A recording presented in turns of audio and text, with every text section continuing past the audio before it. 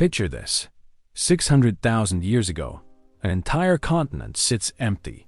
Europe, with its sprawling forests, rushing rivers, and countless caves, has no human footprints. Zero. While our ancestors thrive in Africa's warmth, this land remains untouched, waiting. Here's the problem. Europe had something terrifying. Winter. Not the winter, you know, but Ice Age winter, temperatures plunging to -40, winds that stripped flesh, darkness lasting months. Our tropical ancestors would have frozen solid within days. Then everything changed. A new human emerged from the African heat, Homo Heidelbergensis. Bigger brains, stockier bodies, and something revolutionary. Technology that could defeat winter itself. These weren't just migrants. They were pioneers about to prove something incredible. Humans could survive anywhere, even in Earth's most hostile frozen wastelands. Chapter 1. First Europeans. You know what's really strange about Europe 600,000 years ago? It was empty of humans. Completely empty. While our ancestors were living in Africa, developing better tools and growing larger brains, an entire continent sat uninhabited just across the Mediterranean. Forests, rivers, caves, abundant game, all of it waiting. But no humans lived there. Why? Because Europe was hard. Africa had warm climates, familiar plants and animals, environments our ancestors had adapted to over millions of years. Europe had something terrifying. Winter. Real winter, with snow, ice, freezing temperatures that could kill you in hours if you weren't prepared. Our early ancestors couldn't handle that. They were tropical creatures adapted to warmth. But around 600,000 years ago, something changed. A new type of human emerged, probably in Africa initially, though the details are murky. We call them Homo Heidelbergensis, named after a jawbone found near Heidelberg, Germany. These weren't modern humans. Their brains were smaller than ours, their bodies more robust, their faces more projecting. But they were different from earlier hominins in crucial ways. Their brains were larger than their predecessors, about 1,200 cubic centimeters compared to 900 for Homo erectus. This gave them greater cognitive abilities, better planning, more complex social behaviors. Their bodies were stockier, more muscular, better able to handle cold temperatures. And crucially, they had developed technologies that made survival in harsh climates possible. These were the people who would colonize Europe. They were pioneers, venturing into environments no human had ever successfully inhabited. And the archaeological record shows they didn't just survive there. They thrived for hundreds of thousands of years. The earliest clear evidence of Homo Heidelbergensis in Europe comes from sites in Spain dating to about 600,000 years ago. Atapuerca, in northern Spain, has produced fossils and tools showing that humans were living there by this time. The site contains bones showing evidence of butchery, stone tools in abundance, and signs of controlled fire use. What brought them to Europe? We don't know for certain. Maybe population pressure in Africa pushed groups northward, seeking new territories. Maybe climate fluctuations created migration corridors during warmer periods. Maybe simple curiosity and wanderlust drove exploration. Humans have always been restless, always looking over the next hill. The journey from Africa to Europe wasn't easy. They had to cross either the Strait of Gibraltar or travel through the Middle East and around the Mediterranean. Both routes presented challenges. The strait, even when sea levels were lower during ice ages, required crossing significant water. The land route meant traveling through diverse and sometimes hostile environments, but they made it. And once in Europe, they found a landscape unlike anything in Africa. Dense forests of oak, beech, and pine, rivers filled with fish, animals they'd never seen before, deer, wild horses, rhinoceros adapted to cold climates, cave bears that were massive and dangerous, and climate that swung between temperate warmth and brutal cold as ice ages came and went. Early European sites show that Homo Heidelbergensis adapted quickly. They didn't just survive. They modified their technologies to suit new conditions. Stone tool assemblages from European sites show innovations not seen in African sites from the same period. They were learning, experimenting, solving new problems. The landscape itself shaped how they lived. Europe has many caves, natural rock shelters created by geological processes. These caves provided protection from weather and predators. Many important Homo Heidelbergensis sites are cave locations where they lived repeatedly over thousands of years, returning to the same shelters generation after generation. Water sources were crucial. Rivers and lakes not only provided drinking water, but also attracted game animals. Many Homo Heidelbergensis sites are located near ancient waterways, suggesting they understood the importance of these locations for hunting and gathering. They were thinking strategically about where to establish camps and territories. The animal life they encountered was both opportunity and threat. Europe during this period had incredible megafauna. Straight-tusked elephants standing 13 feet tall at the shoulder. Aurochs, wild cattle that were massive and aggressive. Cave bears that could weigh 1,500 pounds. Hyenas, lions, and wolves that competed with humans for prey and territory. Hunting these animals required sophisticated weapons, coordinated group efforts, and considerable courage. A lone Homo Heidelbergensis facing a cave bear had no chance. But a group with wooden spears, working together, using intelligence and tactics, they could succeed. And the archaeological evidence shows they did succeed, repeatedly. Plant foods would have been important too, though evidence is scarce because plant materials rarely preserve. Nuts, berries, roots, shoots, all would have supplemented meat in their diet. Gathering probably occupied much of their time, just as it does in modern hunter-gatherer societies. The women and children likely focused on gathering while men hunted, though this division wasn't absolute. The seasonal cycle in Europe was dramatic. Summer brought abundance, plants fruiting, animals giving birth, long days for gathering and hunting. But winter was harsh.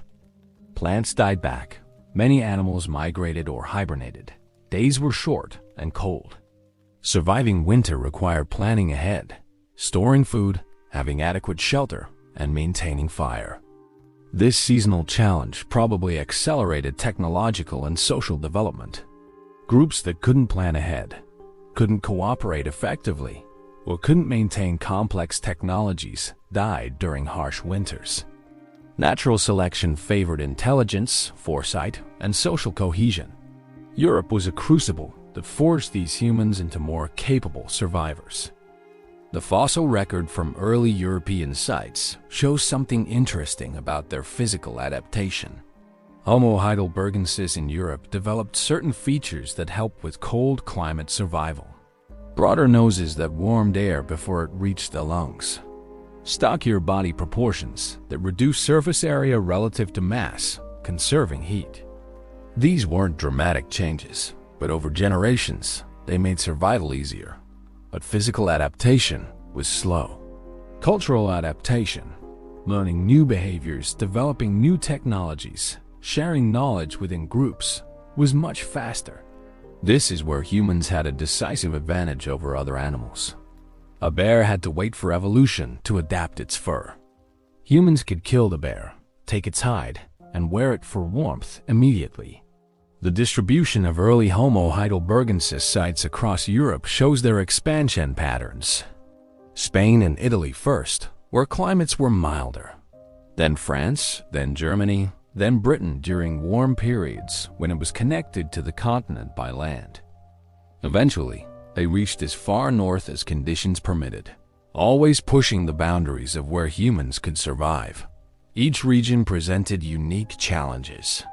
Mediterranean coasts had different resources than inland forests. River valleys had different game than mountainous regions. Coastal areas provided shellfish and seabirds unavailable inland.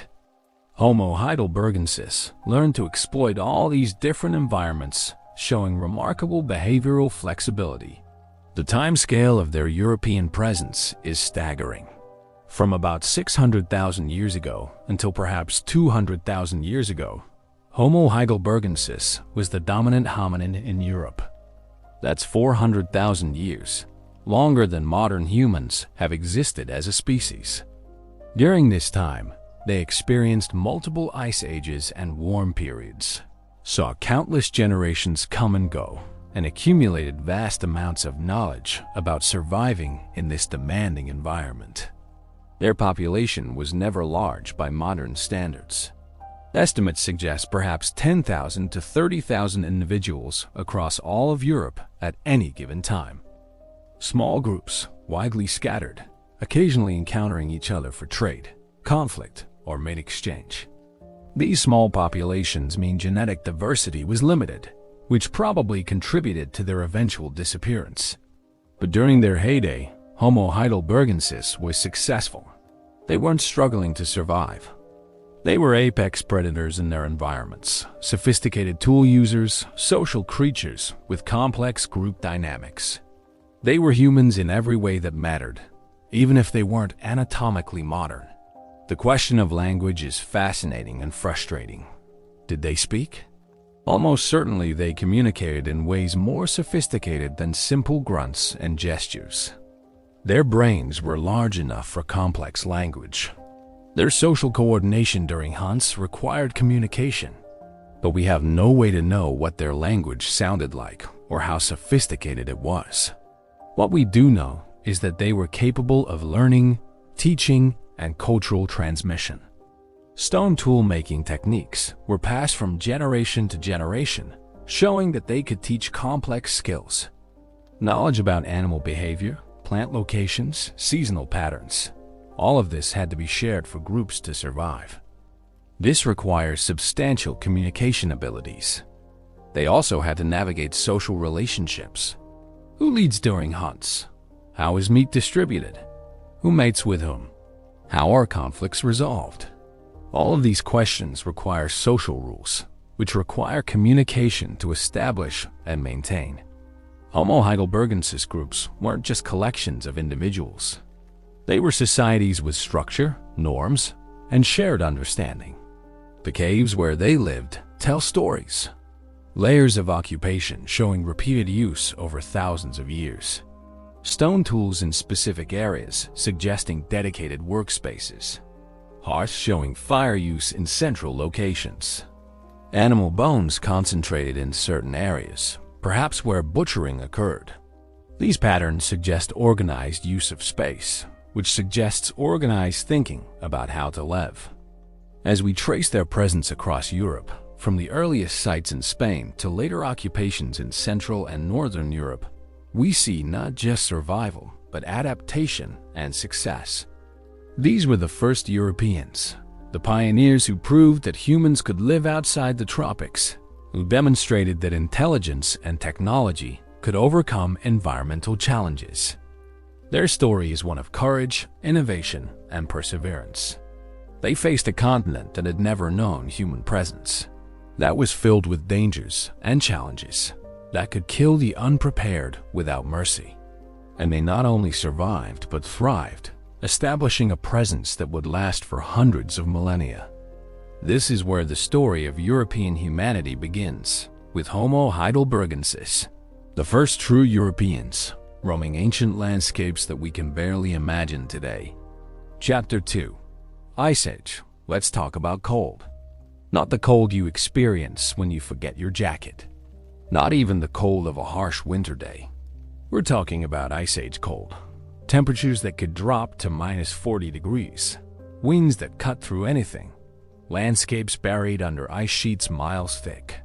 This was the world Homo heidelbergensis had to survive in. Europe during the time of Homo heidelbergensis wasn't constantly frozen, but it experienced multiple ice ages. These weren't brief cold snaps. Ice ages lasted tens of thousands of years, with glaciers advancing from the north, covering much of northern Europe in ice. Between ice ages came warm periods, interglacials, when temperatures rose and glaciers retreated. The climate swung back and forth, and humans had to adapt to both extremes. During glacial maximums, ice sheets covered Scandinavia, Britain, northern Germany, and Poland. These weren't thin ice layers. We're talking about ice up to 2 miles thick in places. The weight of this ice actually pressed down on the Earth's crust, deforming the land beneath. The amount of water locked up in ice meant sea levels dropped by 300 feet or more, exposing land that's now underwater. South of the ice sheets lay the periglacial zone, areas not covered by ice but heavily influenced by glacial conditions. This is where Homo Heidelbergensis lived during ice ages. The landscape was tundra, similar to modern northern Canada or Siberia. Permafrost kept the ground frozen year-round, except for a thin surface layer that thawed in brief summers. Trees were scarce, limited to river valleys where conditions were slightly more hospitable. Imagine trying to survive here. Winter temperatures regularly hit -20 or 30 degrees. Bitter winds swept across treeless plains. Snow covered the ground for 8 or 9 months of the year. Summer, when it came, was brief. Maybe 2 or 3 months when temperatures rose enough for plants to grow and animals to feed. Then winter returned, relentless and deadly. How did Homo Heidelbergensis survive this? They had several advantages, some physical, most cultural. Physically, their bodies were adapted for cold, better than their African ancestors. Stockier builds, shorter limbs relative to torso size. These features reduced heat loss. But physical adaptation alone wouldn't have been enough. They needed technology. Fire was absolutely crucial. Without fire, survival through Ice Age winter was probably impossible for humans. Fire provided warmth, obviously, but also light during long winter nights, protection from predators, and the ability to cook food. Cooked food is easier to digest and provides more calories, important when food is scarce and your body is burning energy to stay warm. Archaeological evidence shows that Homo Heidelbergensis had mastered fire control.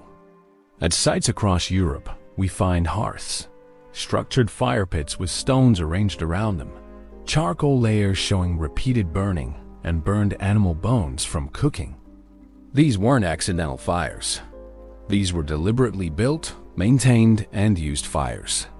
Maintaining fire through winter was a significant challenge. During severe cold, letting your fire go out could be fatal. You might not be able to relight it if your fingers were too frozen to use tools effectively. Groups probably maintained fires constantly, taking turns feeding them, protecting them from wind and snow. This required cooperation and watchfulness. Fuel was another problem. In treeless tundra, where did you get wood to burn? Homo Heidelbergensis solved this creatively. They used bone as fuel. Large animal bones, especially those with high fat content, burn well once ignited. Mammoth bones in particular were excellent fuel. Archaeological sites show evidence of bones being deliberately burned as fuel, not just discarded in fires accidentally. They also collected driftwood from rivers, gathered dry grass and moss, used animal dung when it was available. Anything burnable had value. Groups probably stockpiled fuel during summer when they could gather more easily, storing it for winter use. This planning ahead was essential for survival. Clothing made from animal hides would have been necessary. Naked humans can't survive in Ice Age conditions. While direct evidence of clothing doesn't preserve from this period, it's almost certain that Homo Heidelbergensis wore hides. They had the stone tools needed to process hides. They had access to large animals with thick fur, and they lived in conditions where clothing was mandatory for survival. Processing hides requires knowledge and effort. You have to scrape off fat and tissue, stretch the hide to prevent shrinking, possibly treat it with fats or tannins to keep it supple. Stone scrapers from Homo Heidelbergensis sites show wear patterns consistent with hide processing, confirming they had these skills. Shelter was equally important. Caves provided natural protection, and many sites are cave locations. But caves weren't available everywhere. In open tundra, Homo Heidelbergensis had to create shelter. The evidence suggests they built structures using whatever materials were available. Large bones for frames, hides for covering, stones for anchoring against wind. Some sites show circular arrangements of stones that probably served as weights holding down hide coverings. Post holes suggest wooden poles were used as structural supports where wood was available. These structures were probably crude compared to modern tents, but they broke the wind, retained heat from fires, and provided psychological comfort in harsh environments. Living through an Ice Age winter in such conditions required incredible resilience. Days were short. In northern Europe during winter, the sun might only be up for 6 or 7 hours. Temperatures stayed below freezing for months. Storms could last for days, confining you to shelter with limited food and nothing to do but wait it out. The psychological toll must have been significant. Boredom, cold, hunger during lean times, darkness, and the constant danger of death from exposure if anything went wrong. Groups had to maintain cohesion and morale under these conditions, or they'd fall apart. This probably strengthened social bonds. You depended absolutely on your group for survival. Hunting strategies changed during ice ages. The animals present were different from interglacial periods. Woolly mammoths, woolly rhinoceros, reindeer, musk ox, Arctic foxes, and hares. These were cold-adapted species that could survive glacial conditions. Some were huge and dangerous, others small and fast. All required different hunting approaches. Mammoths were particularly important. A single mammoth provided enormous amounts of meat, fat for energy, bones for tools and fuel, and hides for clothing and shelter. But hunting mammoths was extremely dangerous. These were intelligent animals weighing several tons, with tusks that could kill instantly. Groups had to coordinate perfectly, using spears to wound the animal repeatedly until blood loss weakened it enough for safe approach. Some sites show evidence of mammoth hunting. At Cavemen in Germany, wooden spears dating to about 300,000 years ago were found alongside horse bones, proving Homo Heidelbergensis hunted large game. While these particular spears were with horses rather than mammoths, the technology would have worked for any large animal. Groups with spears working together, using tactics developed through experience, could bring down even massive prey. Reindeer were probably more common prey. They migrated in huge herds, following seasonal patterns. Groups that understood these patterns could intercept herds during migrations, killing many animals in relatively short periods. This required planning and knowledge, knowing when and where herds would pass, preparing hunting sites in advance, coordinating group efforts. Fish were another food source, though fishing through ice was challenging. Some sites near rivers show evidence of fish bones, suggesting they found ways to access this protein source even during winter. Perhaps they broke through ice to access water, used spears to catch fish, or built traps in rivers during summer to continue catching fish into winter. Gathering was difficult during Ice Age conditions. Most plants died back completely, but some resources remained available. Lichen, which grows even in extreme cold, can be eaten, though it's not very nutritious. Certain roots and tubers could be dug from frozen ground with effort. Bark from trees, where they existed, could provide emergency calories. Winter also meant dealing with other predators. Cave hyenas, cave lions, and cave bears were all present in Ice Age Europe. These animals were also struggling to find food, which made them more dangerous. They might attack humans directly or try to steal human kills. Defending food resources probably led to conflicts that were sometimes fatal for humans. The interglacial periods between ice ages were very different. Temperatures rose, ice sheets retreated, forests returned, and new animal species appeared. Straight-tusked elephants, European rhinoceros, aurochs, red deer, wild boar. These warm climate animals replaced Ice Age fauna. Homo Heidelbergensis had to adapt their strategies completely for these new conditions. Interglacials provided abundance compared to glacial periods. More plant foods available, more diverse animal prey, milder weather reducing survival stress. Populations probably grew during these periods, then contracted again when ice returned. This boom and bust cycle continued for hundreds of thousands of years. The climate transitions weren't gradual. Sometimes changes happened within a few generations, quick enough that individual humans would notice the world becoming colder or warmer during their lifetimes.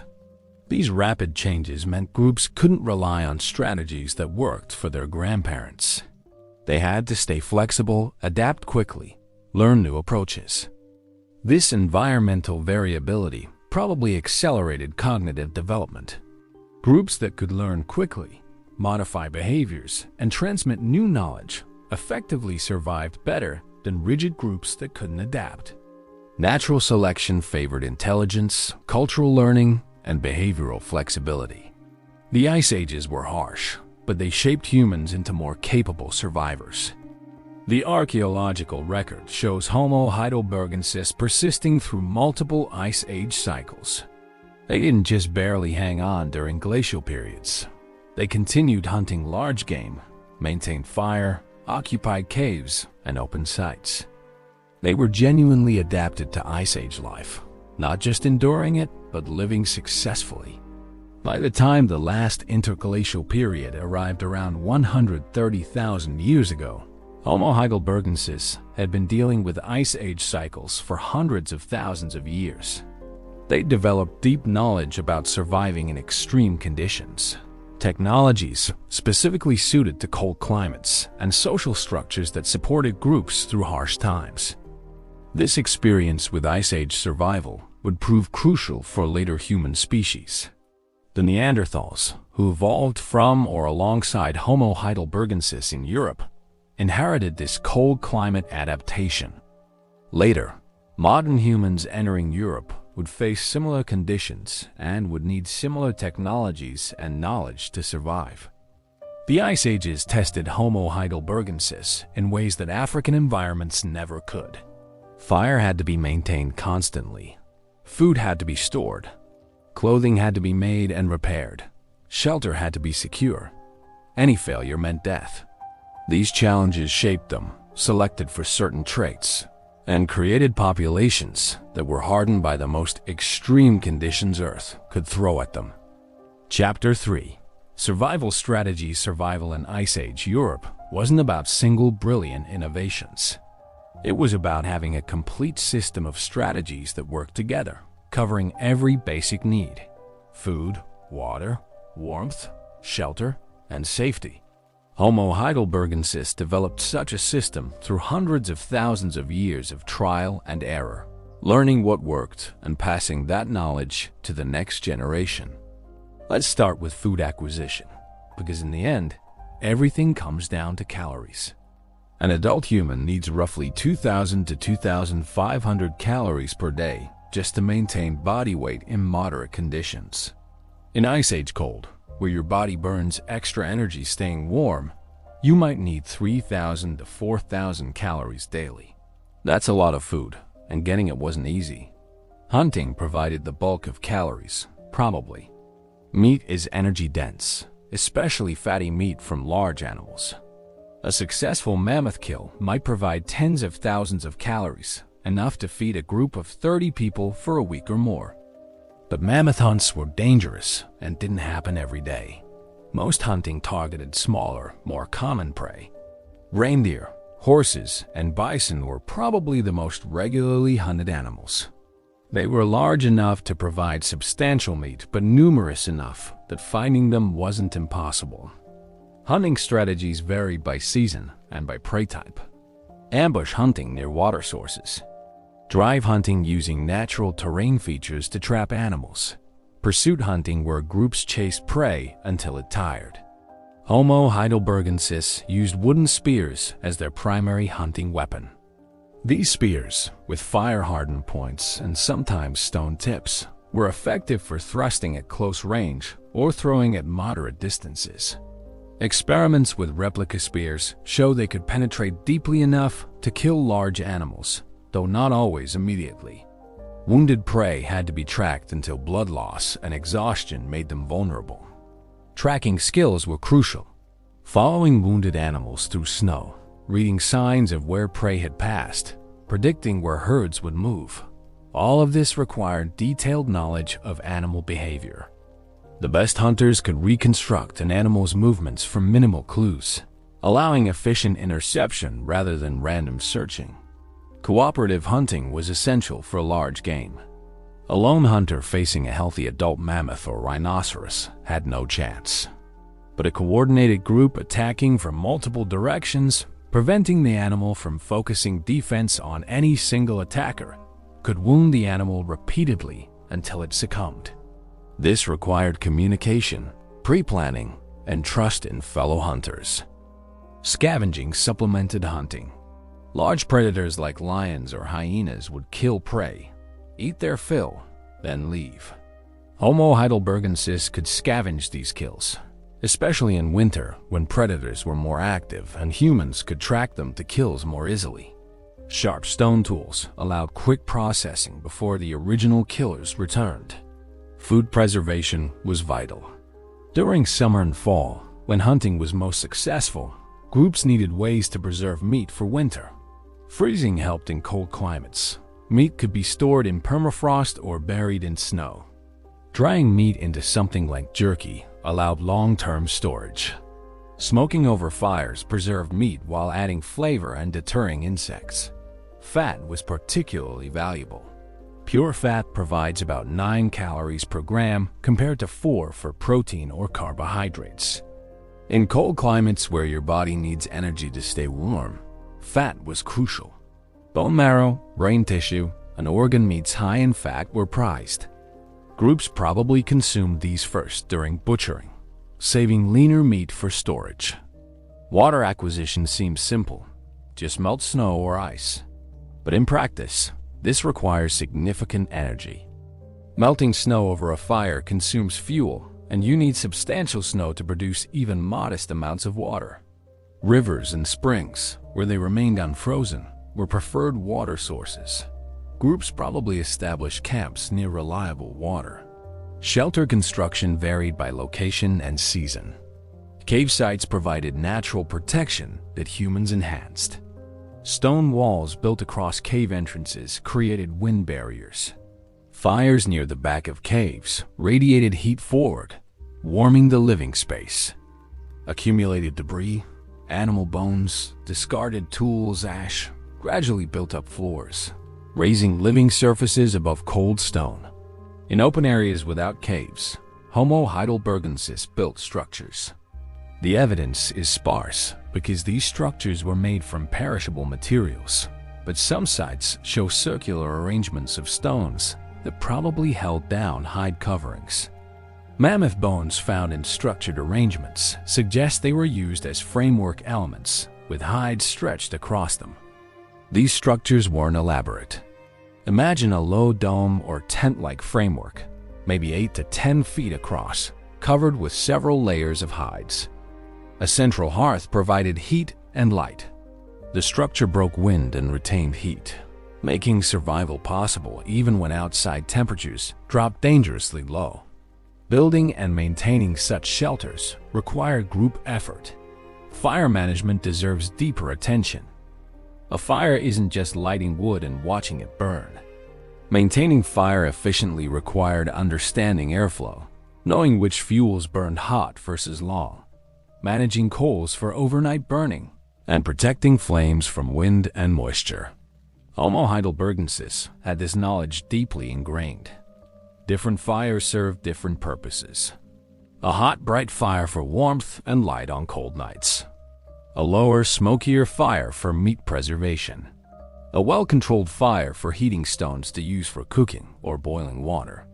Each required different fuel arrangements and management. This wasn't simple. It was craft knowledge requiring experience.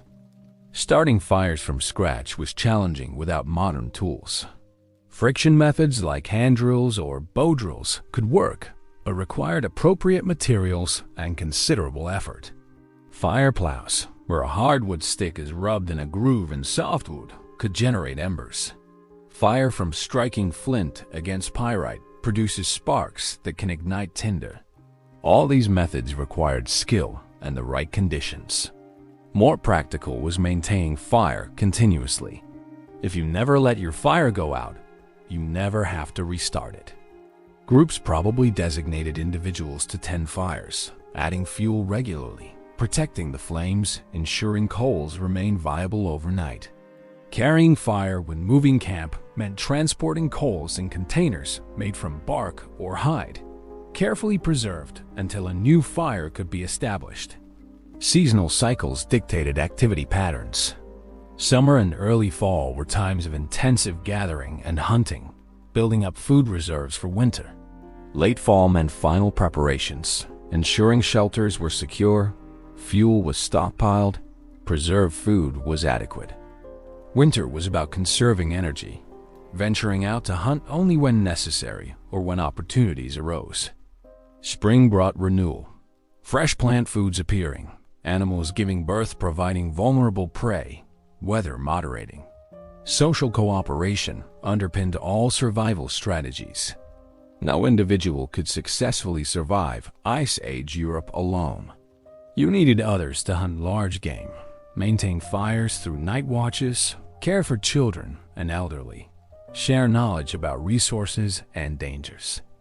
Groups were survival units, and individuals who couldn't cooperate well were liabilities.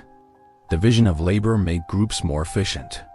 While young, strong adults hunted, others gathered plant foods, processed hides, made tools, tended fires, prepared food. Everyone contributed according to their abilities. Pregnant women, elderly individuals, and children performed crucial tasks even if they couldn't participate directly in hunts. Knowledge sharing was perhaps the most important survival strategy. An individual who discovered a better stone tool-making technique, a more effective hunting tactic, or a new food source needed to share that knowledge for the group to benefit. This created cultural evolution, accumulated information that could be passed down through generations, constantly building on previous knowledge. Teaching the young was essential. Children needed to learn dozens of skills: tool-making, hunting, tracking, plant identification, fire management, hide processing, shelter construction. This education happened through observation and apprenticeship. Children watched adults, practiced with guidance, gradually took on more responsibility. By adulthood, they possessed a full suite of survival skills. Risk management influenced every decision. Taking risks, like hunting dangerous animals or exploring new territories, could pay off with big rewards. But risks could also kill you, ending your genetic line and depriving your group of a member. Successful groups probably balanced risk-taking and caution, pushing boundaries when necessary but not recklessly. Fallback resources provided insurance against failure.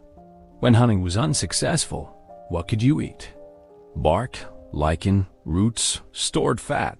These weren't preferred foods but could sustain life during hard times. Knowing what these emergency resources were and how to access them was crucial survival knowledge.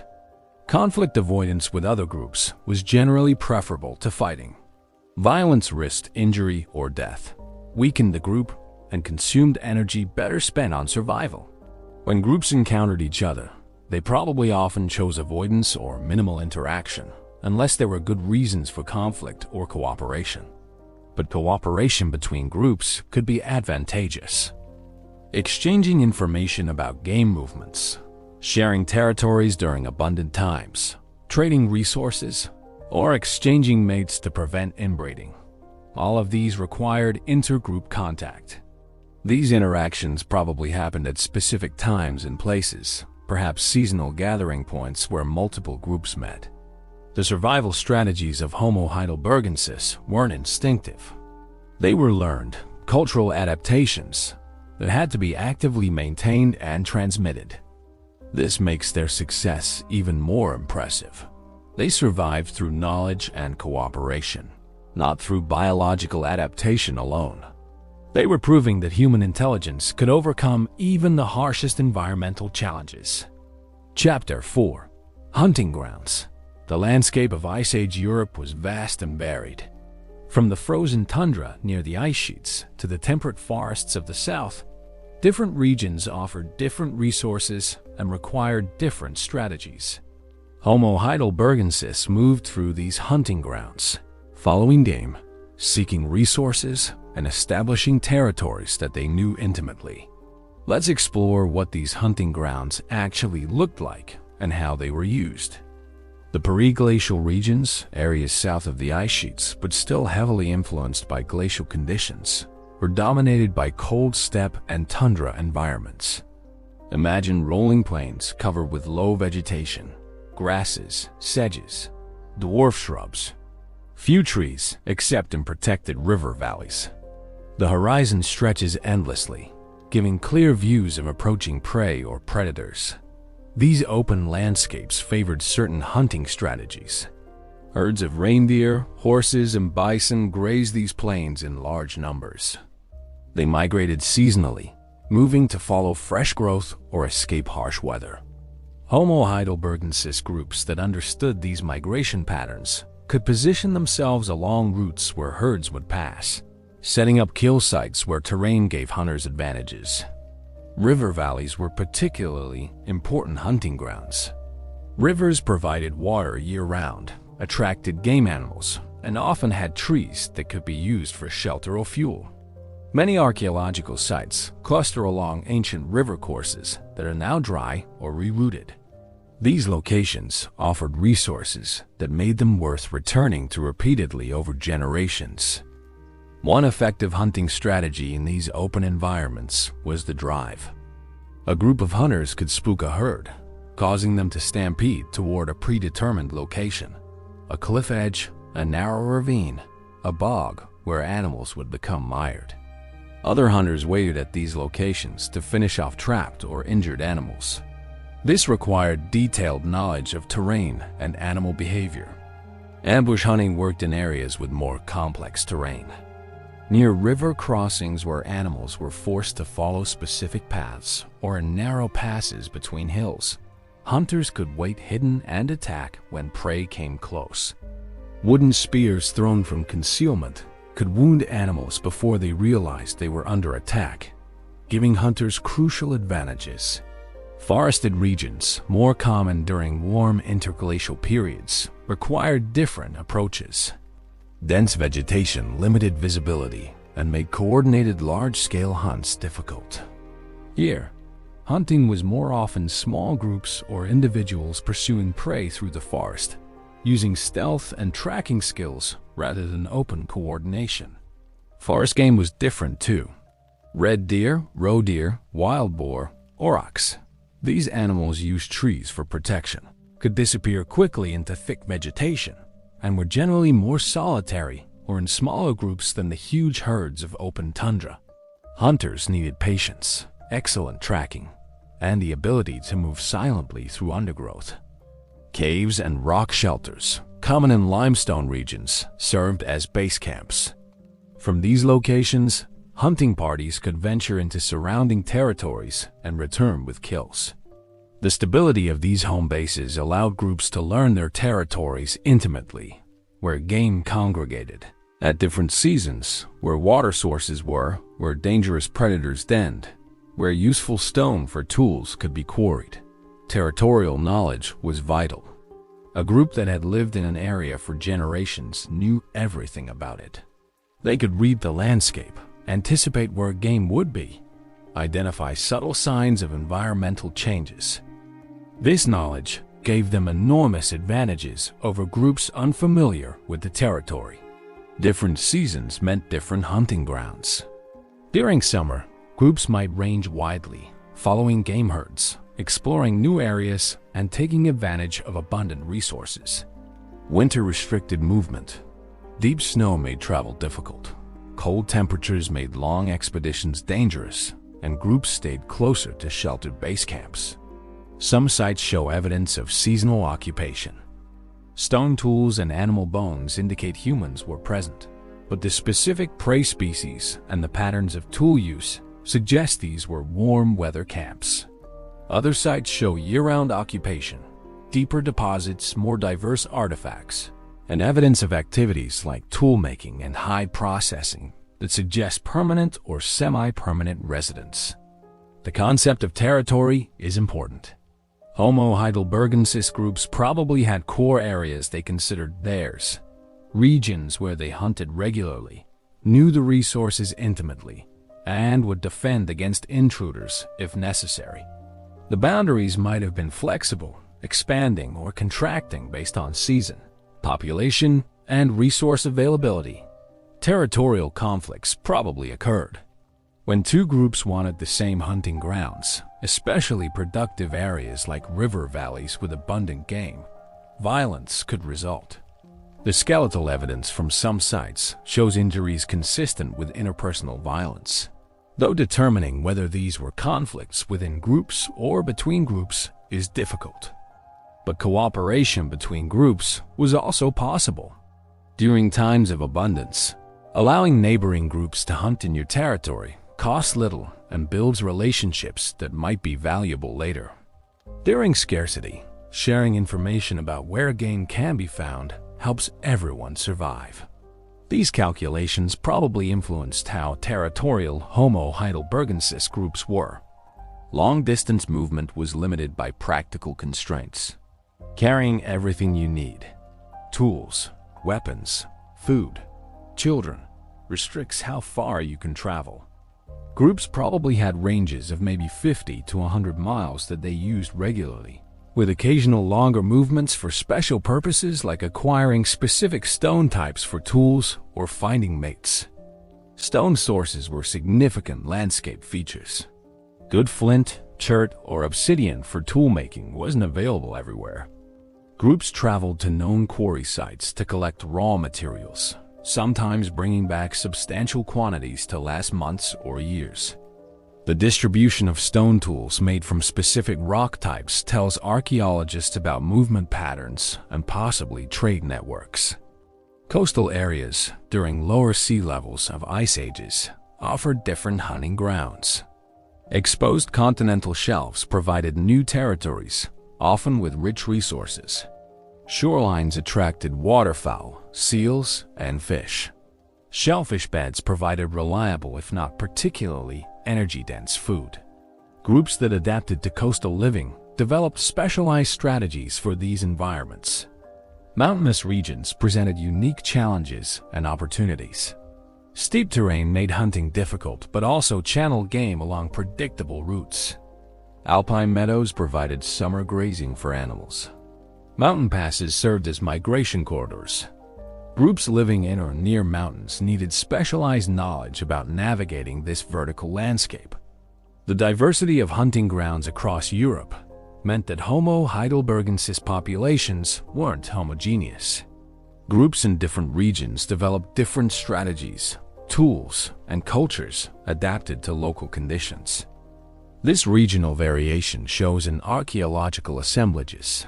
Stone tool types vary by region, suggesting different traditions and adapt retry continuations to local resources. Water sources shaped settlement patterns profoundly. Springs that flowed year-round, even in winter, were invaluable locations.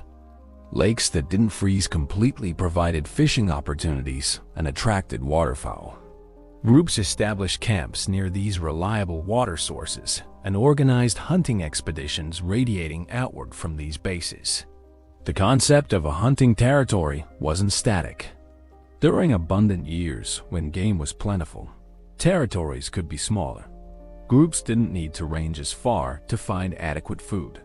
During lean years, territories expanded as groups had to search more widely. This flexibility required groups to maintain knowledge of much larger areas than they regularly used. Natural landmarks help with navigation and territorial definition. Distinctive rock formations, prominent hills, river confluences, unusual trees, These features served as reference points. Groups could communicate about locations by referring to these landmarks, even if they lacked detailed maps or complex language. The place where three rivers meet, or the hill that looks like a sleeping bear, would have been understood references. Migration corridors between regions were important routes. During climate shifts, as glaciers advanced or retreated, groups moved north or south following habitable zones. These movements probably followed river valleys that provided resources and navigation aids.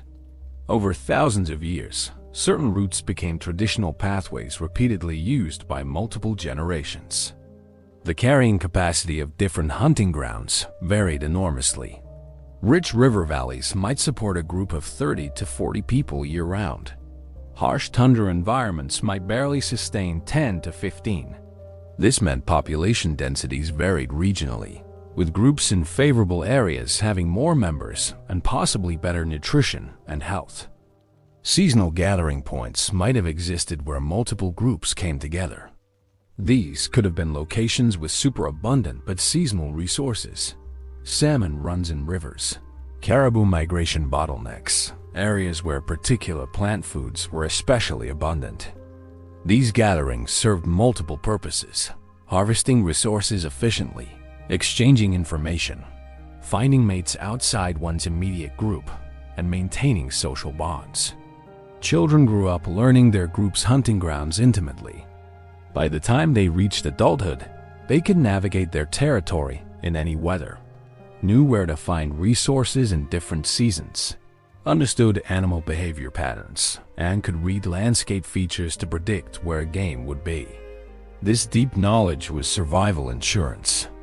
The hunting grounds also shaped group size. Territories needed to be large enough to support the group, but small enough to be known and defended effectively.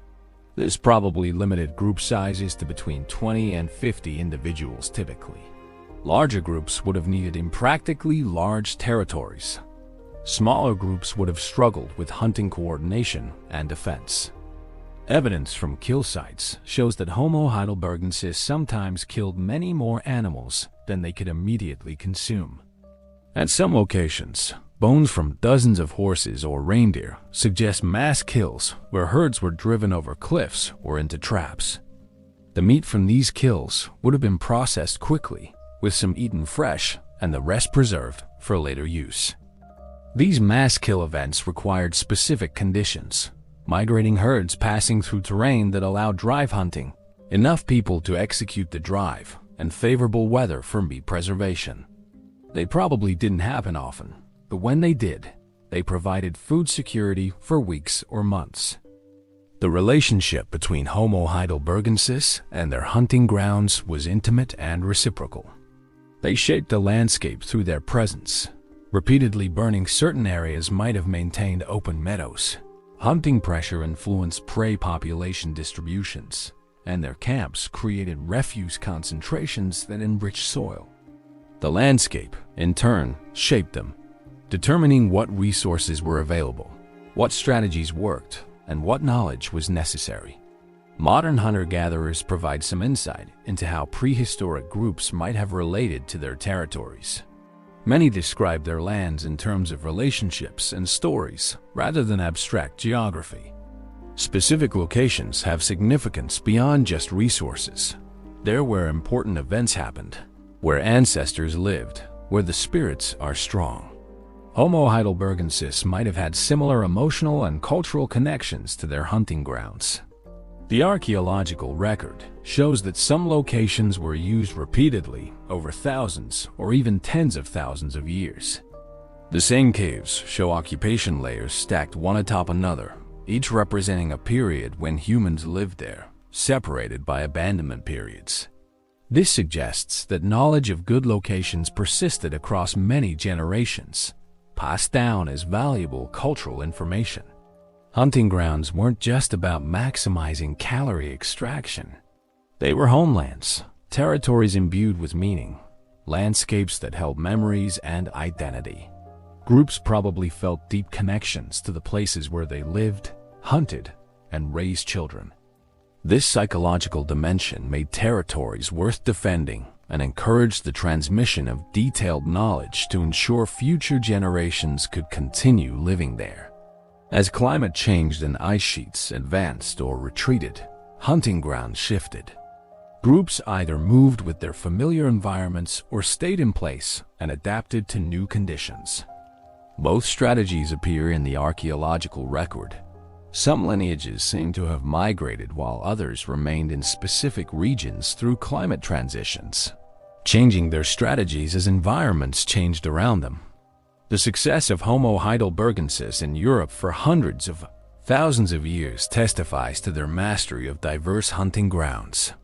From the cold periglacial tundra to temperate forests, from river valleys to coastal plains, they learned to extract resources efficiently, navigate safely, and build lives that sustained them through ice ages and warm periods. Their hunting grounds were the stages on which human adaptability and intelligence performed remarkable feats of survival.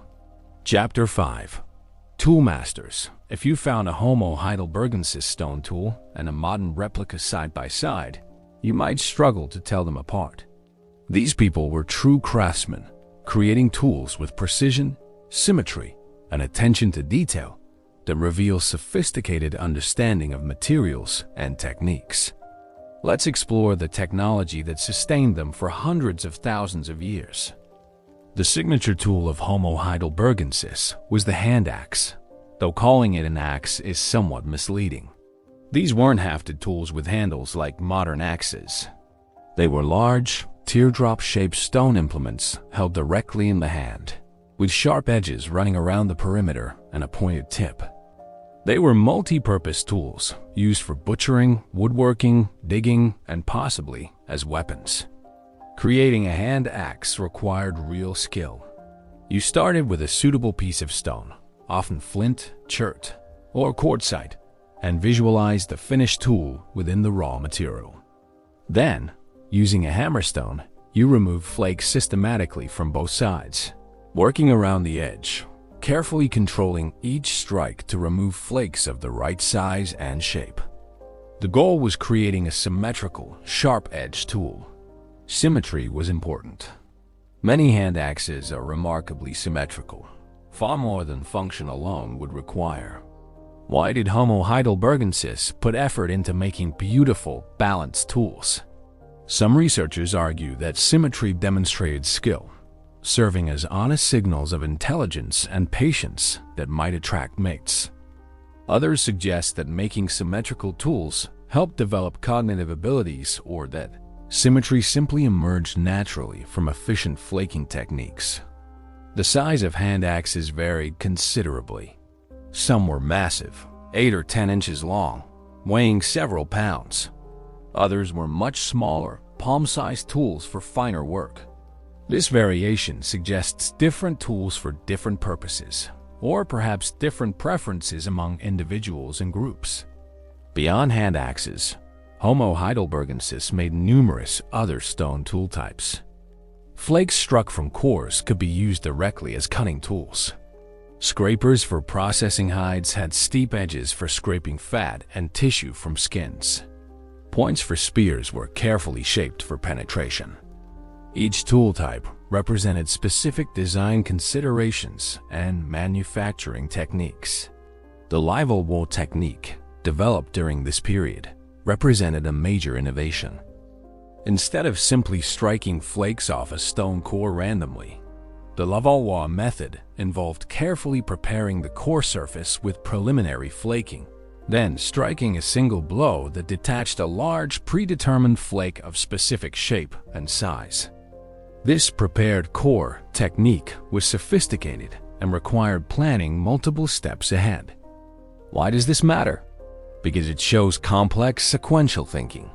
To use Levallois technique, you need to visualize the finished flake before it exists, understand how to prepare the core to produce that flake, and execute a precise final blow. This is like planning moves ahead in chess. You need to see future states and work backward to determine current actions. Toolmaking wasn't just about stone. Homo Heidelbergensis also used wood extensively. though wooden tools rarely preserve. The wooden spears from Zhingen, Germany, dating to about 300,000 years ago, show sophisticated woodworking. These spears were made from carefully selected spruce trunks, shaped with stone tools, and balanced like modern javelins. Creating them required understanding wood grain, knowing how to season wood properly, and having the patience for hours of careful shaping work. Wooden tools probably included digging sticks for excavating roots, clubs for defense and close-range hunting, handles for hafting stone tools, and containers like wooden bowls. All of these had to be made using stone tools, a woodworking toolkit created through stoneworking knowledge. The relationship between stone and wood technologies was symbiotic. Bone tools appear at some Homo Heidelbergensis sites. Bones could be shaped into points, claws for piercing hides, and possibly needles for sewing, though clear evidence of sewing needles doesn't appear until later periods. Bone had advantages over stone for some purposes: less brittle, lighter, and easier to shape into certain forms. The knowledge required for tool making was substantial. You needed to understand stone types, which were best for which purposes, where to find them, how to test quality. You needed to know techniques for different materials. You needed troubleshooting skills for when tools broke during manufacture. And you needed physical skills, precise hand-eye coordination, strength for striking, and patience for detailed work. Learning these skills took years. Young children probably started by watching adults, then practicing with inferior materials or on simple tasks. Gradually, they take on more complex work, receiving correction and guidance. By adulthood, skilled toolmakers had decades of experience and could create tools efficiently and effectively. Not everyone was equally skilled. Some individuals were probably recognized as particularly talented toolmakers, and their products might have been traded or given as valuable items. This specialization, even if partial, created social differentiation based on craft skills. Tool maintenance was as important as toolmaking. Stone tools dulled with use. Resharpening involved removing small flakes from the edge to expose fresh, sharp stone. A tool could be resharpened multiple times before becoming too small or incorrectly shaped to be useful. Archaeological sites often show tools in various stages of use life, from freshly made through heavily resharpened to exhausted and discarded. Raw material procurement was a significant activity. Good stone wasn't available everywhere. Groups traveled to known quarry sites, sometimes dozens of miles from their home territories, to collect stone. At these quarries, they test material quality, rough out basic tool forms to reduce weight for transport, and carry back as much as they could manage. The distribution of stone tools made from specific rock types traces these procurement patterns. Tools made from stone found only at a particular quarry, showing up at sites 50 miles away, tells us about group movements and possibly trade. Some researchers argue that these patterns represent exchange networks where groups traded stone, though others suggest they simply show territorial ranges. Storage of stone materials was practical. Once you traveled to a quarry and collected stone, you'd want to make it last. Groups probably maintained stockpiles of raw material and partially worked pieces that could be finished into tools as needed. This forward planning ensured they wouldn't be without tools if immediate circumstances prevented quarry visits. Different regions developed different tool-making traditions. The Acheulean tradition, characterized by hand axes, dominated most of Europe, Africa, and Western Asia. But some areas had different traditions. The Clactonian industry in Britain, characterized by simpler flake tools or regional variants that emphasized different tool types. These differences probably reflect both environmental adaptations and cultural traditions transmitted within groups. Toolkits evolved over time. Early Homo Heidelbergensis sites show relatively simple assemblages dominated by hand axes and basic flakes. Later sites show greater diversity, more specialized tool types, more systematic use of live-a-law technique, more evidence of composite tools with stone points hafted onto wooden handles. This represents accumulating innovation, with new techniques adding to rather than replacing older ones. The cognitive implications of toolmaking are significant. Creating complex tools requires numerous cognitive abilities: long-term planning, understanding cause and effect, mental visualization of finished products, precise motor control, understanding of material properties, and ability to teach and learn through observation and practice. Toolmaking both required and helped develop these cognitive capacities. Some researchers have suggested that language co-evolved with toolmaking. Teaching complex tool techniques benefits enormously from being able to describe actions verbally rather than relying solely on demonstration. The timing of increasing tool complexity and probable language development in human evolution is suggestive, though direct evidence is impossible to obtain. Tools also had social dimensions beyond function. Owning well-made tools signaled competence and status. Exchanging tools strengthened social bonds. Certain tool types might have had ceremonial or symbolic significance beyond practical use. The effort invested in some elaborately made hand axes that show minimal use wear suggests they were on purely functional objects. The archaeology of tool-making sites provides insights into the process.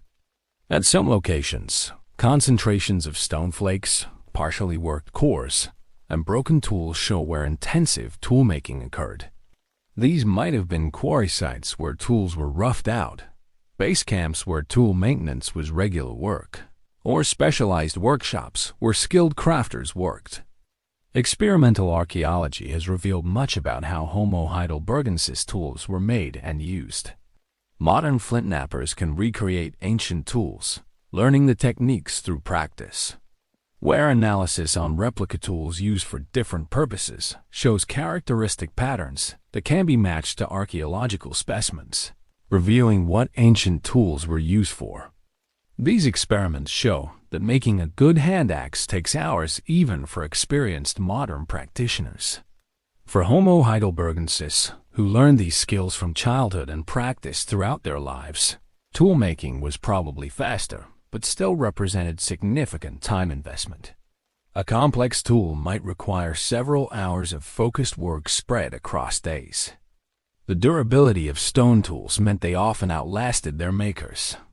A well-made hand axe could remain functional for years, passed between individuals, carried across hundreds of miles, used for thousands of tasks. These weren't disposable items. They were valued possessions maintained carefully and only discarded when truly exhausted. Toolmaking represented one of the clearest expressions of Homo Heidelbergensis' intelligence and capability. These weren't crude attempts at technology. They were sophisticated, well-designed implements created through knowledge accumulated over countless generations. The tools show planning, skill, understanding of materials, and transmission of cultural information, all hallmarks of complex human cognition. Chapter 6. Social bonds. Homo Heidelbergensis didn't survive alone. They survived in groups, and those groups only functioned through strong social bonds that tied individuals together. Let's explore how these ancient humans related to each other, cooperated, and built the social structures that sustained them through hundreds of thousands of years. Group size was probably limited to 20 to 50 individuals typically. This range appears repeatedly in studies of modern hunter-gatherers and represents a sweet spot where groups are large enough for effective hunting and defense, but small enough that everyone knows everyone else personally. Larger groups strain resources and create coordination challenges. Smaller groups lack the labor for complex tasks. Within these groups, individuals occupied different roles based on age, sex, and ability. Adult men probably did most hunting of large game, though not exclusively. Women, especially those with young children, probably focused more on gathering plant foods, smaller game, and food processing, though again not exclusively. These divisions weren't absolute. Survival often required everyone doing whatever was necessary. Children were economic contributors from relatively young ages. By 5 or 6, they could gather plant foods, collect firewood, fetch water, and help with simple tasks. By adolescence, they were learning complex skills like tool-making and hunting. This long childhood and adolescence allowed extensive cultural transmission, teaching skills, knowledge, and social norms that couldn't be genetically encoded. Elderly individuals remained valuable even when they couldn't participate in physically demanding work. They maintained fires, prepared food, processed hides, made tools, and most importantly, held knowledge. An elderly person had decades of experience. They remembered unusual events, extreme weather, animal behavior anomalies, successful strategies, and mistakes that had cost lives. This knowledge was invaluable during crises. Social bonds between individuals varied in strength and type. Family bonds between parents and children, between siblings, were probably strongest. These relationships involved the most consistent cooperation, food sharing, and mutual support. Next might have been bonds between regular hunting partners or work collaborators, who developed trust through repeated successful cooperation. Mate bonding raises interesting questions. Did Homo Heidelbergensis form long-term pair bonds like modern humans typically do? Or did they have different relationship structures? The evidence is ambiguous.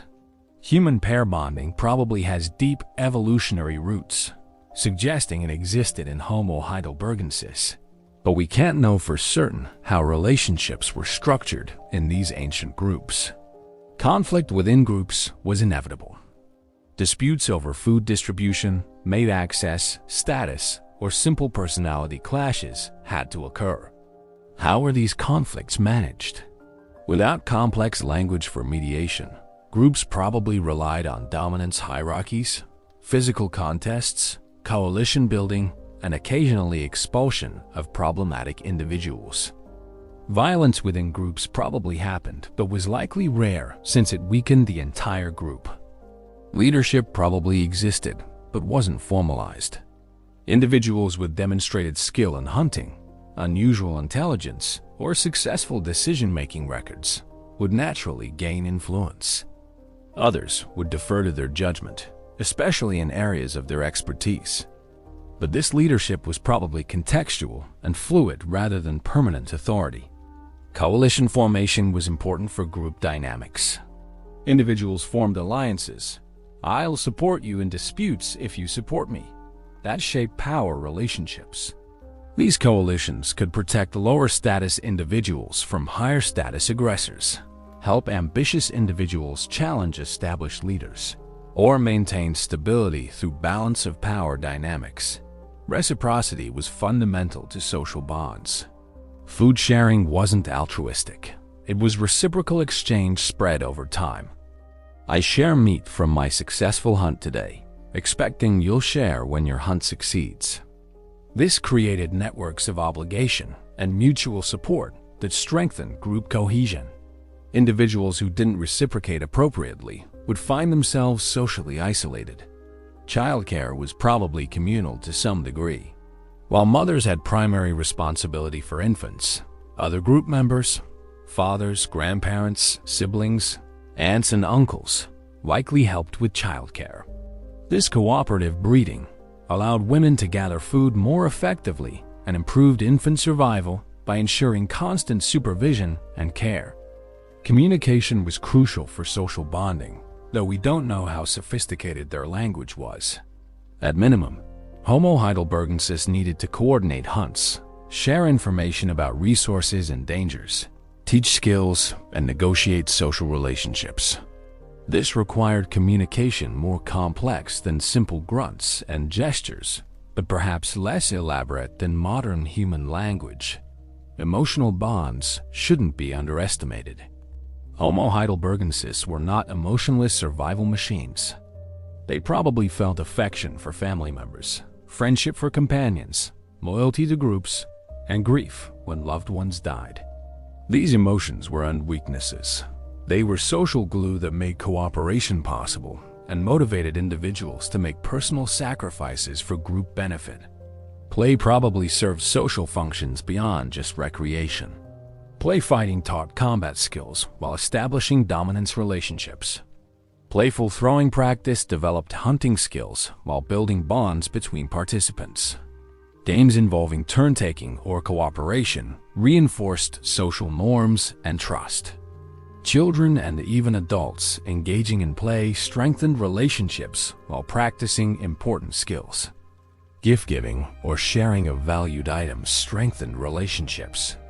A particularly nice hand axe given to a hunting partner acknowledged their value and strengthened the bond. Sharing rare materials like unusual stone types or exotic items from distant regions created obligations and alliances.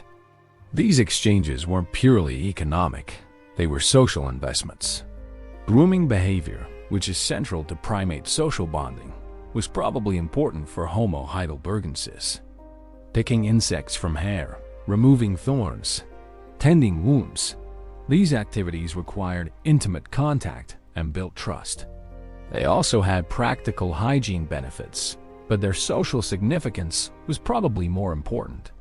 Group identity distinguished us from them. Members of your group were trusted allies. Outsiders were potential threats or at best unknowns. This in-group, out-group psychology affected how individuals were treated.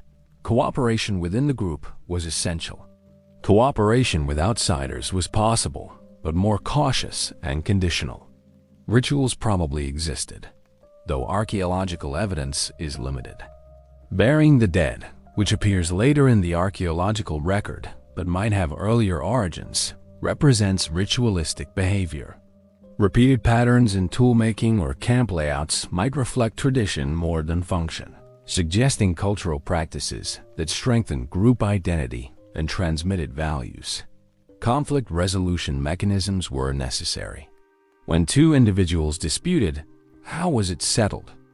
Through combat until one submitted? Through mediation by respected group members? Through coalition support, where allies backed their partners? Probably all these mechanisms existed, used in different contexts depending on the severity of the dispute and the individuals involved. Social learning was how most skills were transmitted.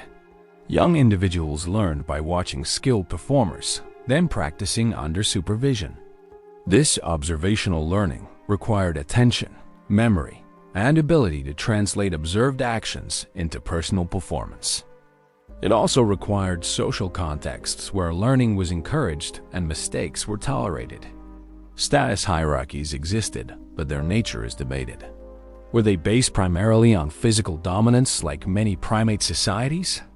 On skill and contribution to group welfare? On age and experience? Probably all these factors influence status, with different individuals achieving influence through different paths. Trust was perhaps the most important social bond. Hunting large, dangerous animals required trusting that your companions would support you, not flee and leave you vulnerable. Sharing food required trusting that others would reciprocate when circumstances reversed. Sleeping required trusting that sentries would warn of dangers. Without trust, groups couldn't function. Betrayal of trust probably had severe consequences. An individual who fled during a hunt, leaving companions in danger, or who hoarded food refusing to share, or who failed to reciprocate help received, would lose trust. This social exclusion could be effectively a death sentence since individuals couldn't survive alone in Ice Age Europe. The archaeological evidence for social bonds is mostly indirect. We can't see relationships in stone tools and animal bones. But we can infer social structures from how sites were used, how resources were shared, and by comparison with modern hunter-gatherers and our closest primate relatives. These inferences suggest that Homo Heidelbergensis' social life was complex, sophisticated, and crucial to their survival. Social bonds weren't just nice to have. They were survival necessities. Groups with strong bonds cooperated more effectively, survived crises better, and pass knowledge more reliably to the next generation. Natural selection favored individuals who could form and maintain social relationships, punishing those who couldn't. Over hundreds of thousands of years, this shaped Homo Heidelbergensis into deeply social creatures for whom group life was fundamental to their nature. Chapter 7. Fire control. Fire was perhaps the single most important technology Homo Heidelbergensis possessed. Without fire, surviving Ice Age Europe would have been nearly impossible. But fire wasn't just about warmth. It transformed every aspect of life, from food to social organization to technological capabilities. Let's explore how they mastered this dangerous and essential element. The evidence for fire use by Homo Heidelbergensis is unambiguous. Archaeological sites across Europe show hearths, areas of burned earth, charcoal, and fire-cracked rocks arranged in patterns that indicate deliberate, controlled burning. These aren't forest fires or natural combustion. These are human-made fires, carefully tended and used for specific purposes. Creating fire from scratch is challenging without modern tools. Several methods existed, each requiring specific materials, knowledge, and considerable effort. The friction method involved rapidly spinning a hard wooden stick, the drill, in a notch carved in a softer wooden base, the hearthboard. Friction generates heat, creating fine wood dust that eventually forms a glowing ember. This sounds simple, but requires precise technique. The drill must spin fast enough to generate sufficient heat, but not so fast it bounces out of the notch. The wood types must be appropriate. Too hard and nothing happens. Too soft and you just carve grooves without generating heat. The wood must be absolutely dry.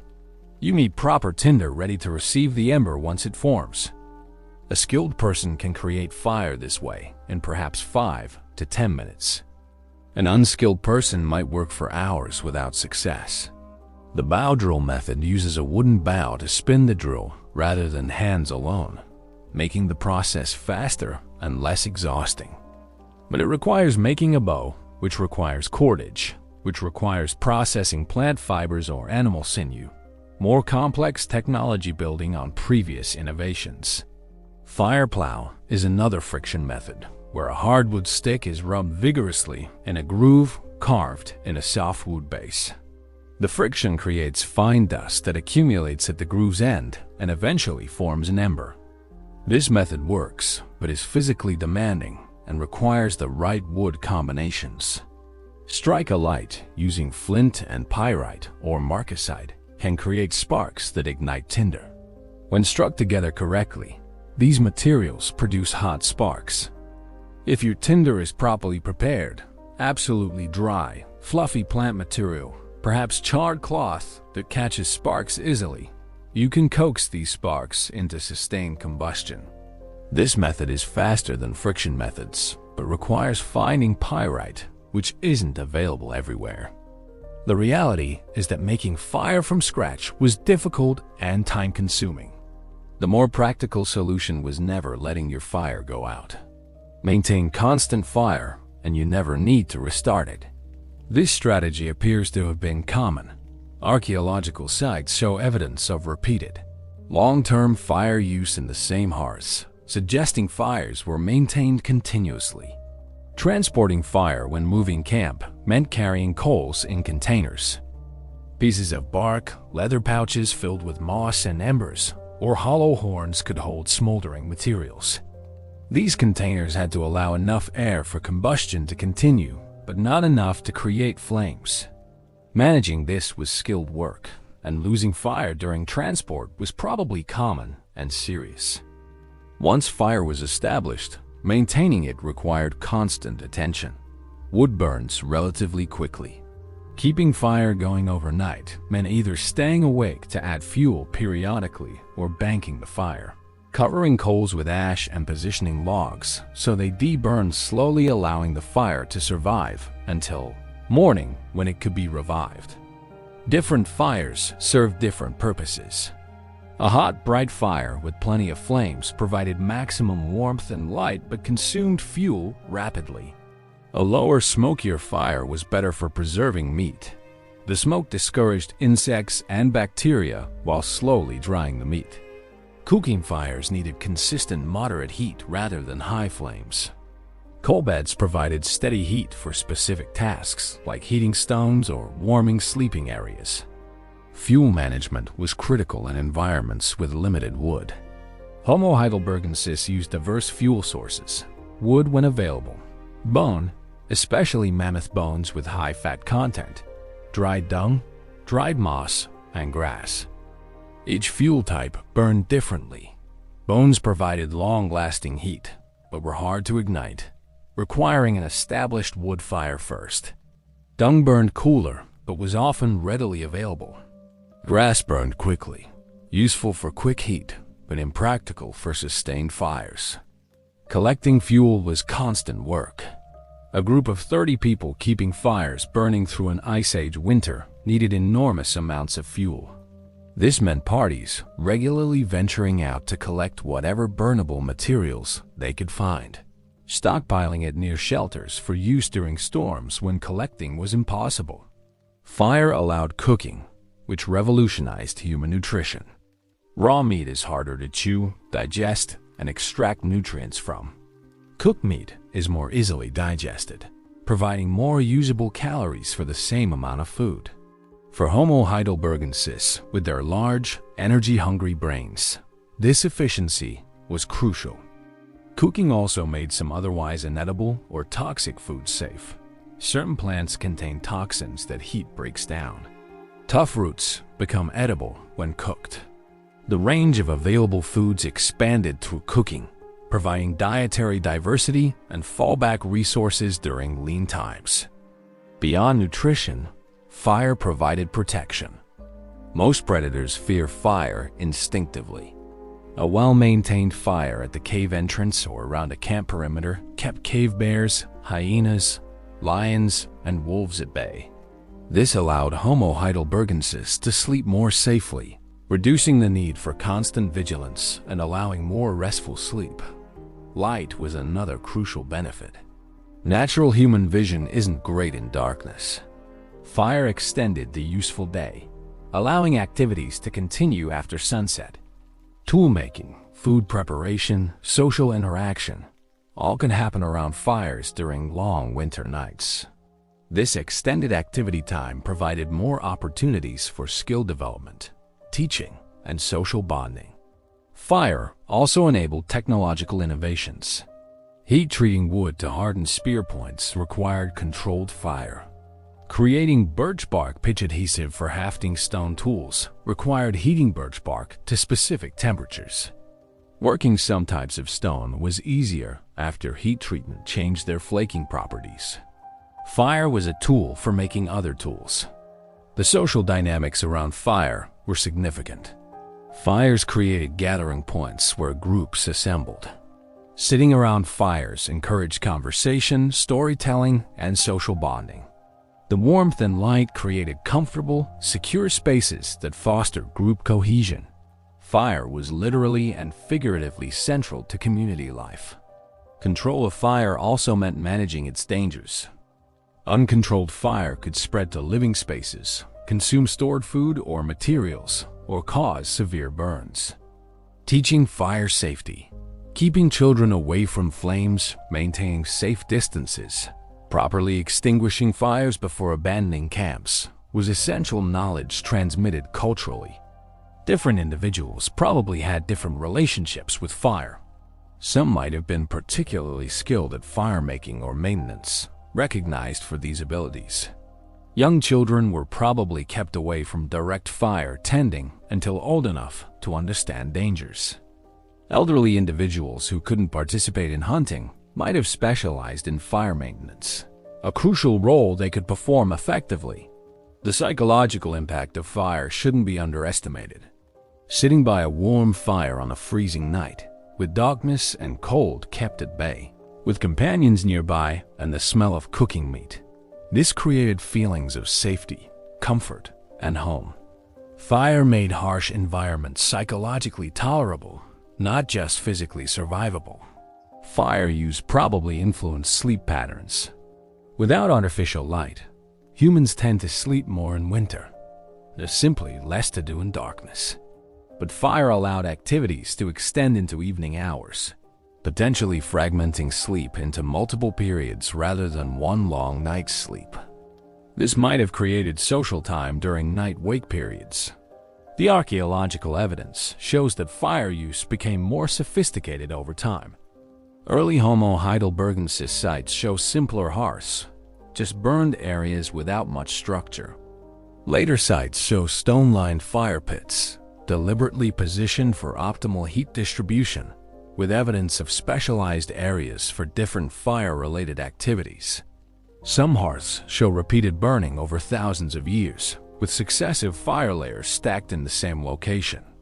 This indicates that knowledge of good hearth locations persisted across many generations. Perhaps groups remembered, this spot has good draft, fire burns well here, and consistently used the same places. Fire also allowed landscape modification at larger scales. Deliberately set fires could clear vegetation, encouraging growth of specific plants or creating more open terrain where game animals grazed. This early landscape management shaped environments to favor human needs, an early step toward the more intensive environmental manipulation that would come with agriculture thousands of years later. The mastery of fire by Homo Heidelbergensis represents one of the key achievements in human evolution. Fire provided warmth, light, protection, cooking, and technological capabilities.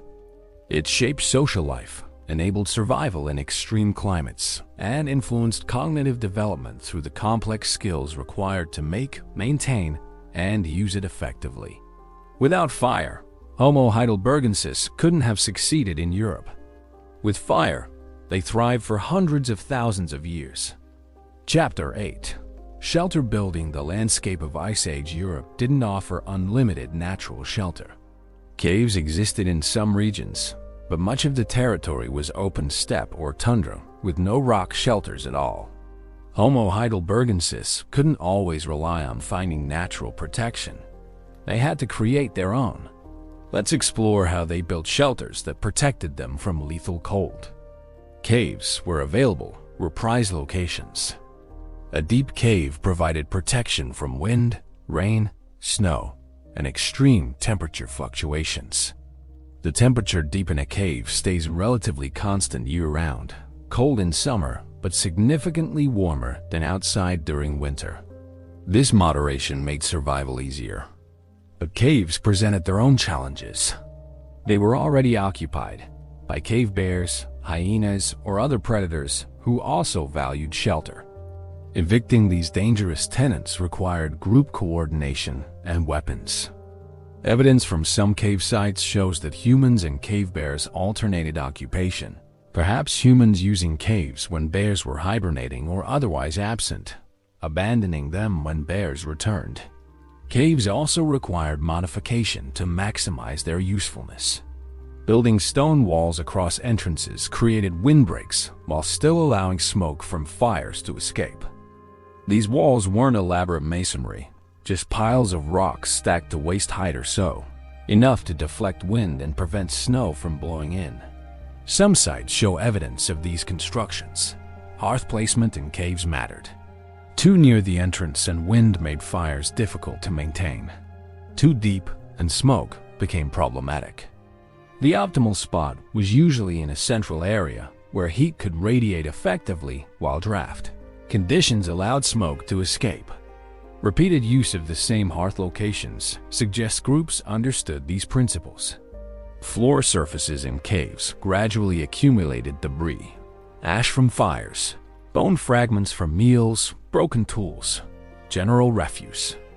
Over time, this created raised floors that were warmer and more comfortable than bare rock. Some sites show deliberate floor preparation, spreading vegetation or hides to create more comfortable surfaces. In open areas without caves, Homo Heidelbergensis built artificial structures. The evidence is limited because these structures used perishable materials, wood, hides, vegetation. But occasional finds of post holes, Stone arrangements and mammoth bone concentrations suggest the types of shelters they constructed. The simplest shelter was probably a windbreak, a partial wall on the windward side of a camp, deflecting the worst weather while requiring minimal construction. Even a simple barrier of brush and branches helped significantly, creating a calmer microclimate where fires burned more steadily and heat wasn't instantly stripped away by wind. More substantial structures used available materials creatively. In treeless tundra, large animal bones, especially mammoth bones, served as structural elements. Long leg bones or tusks could be arranged to create a framework. Hides stretched across this framework created weather-tight covering. Stones around the perimeter anchored the structure against wind. Several archaeological sites show circular arrangements of mammoth bones that probably represent collapsed structure remains. At Moldova in Ukraine, a 44,000-year-old site shows a pattern of mammoth bones, skulls, long bones, tusks, arranged in an oval about 15 feet across. While this site postdates Homo Heidelbergensis, it demonstrates construction techniques that probably have deeper roots.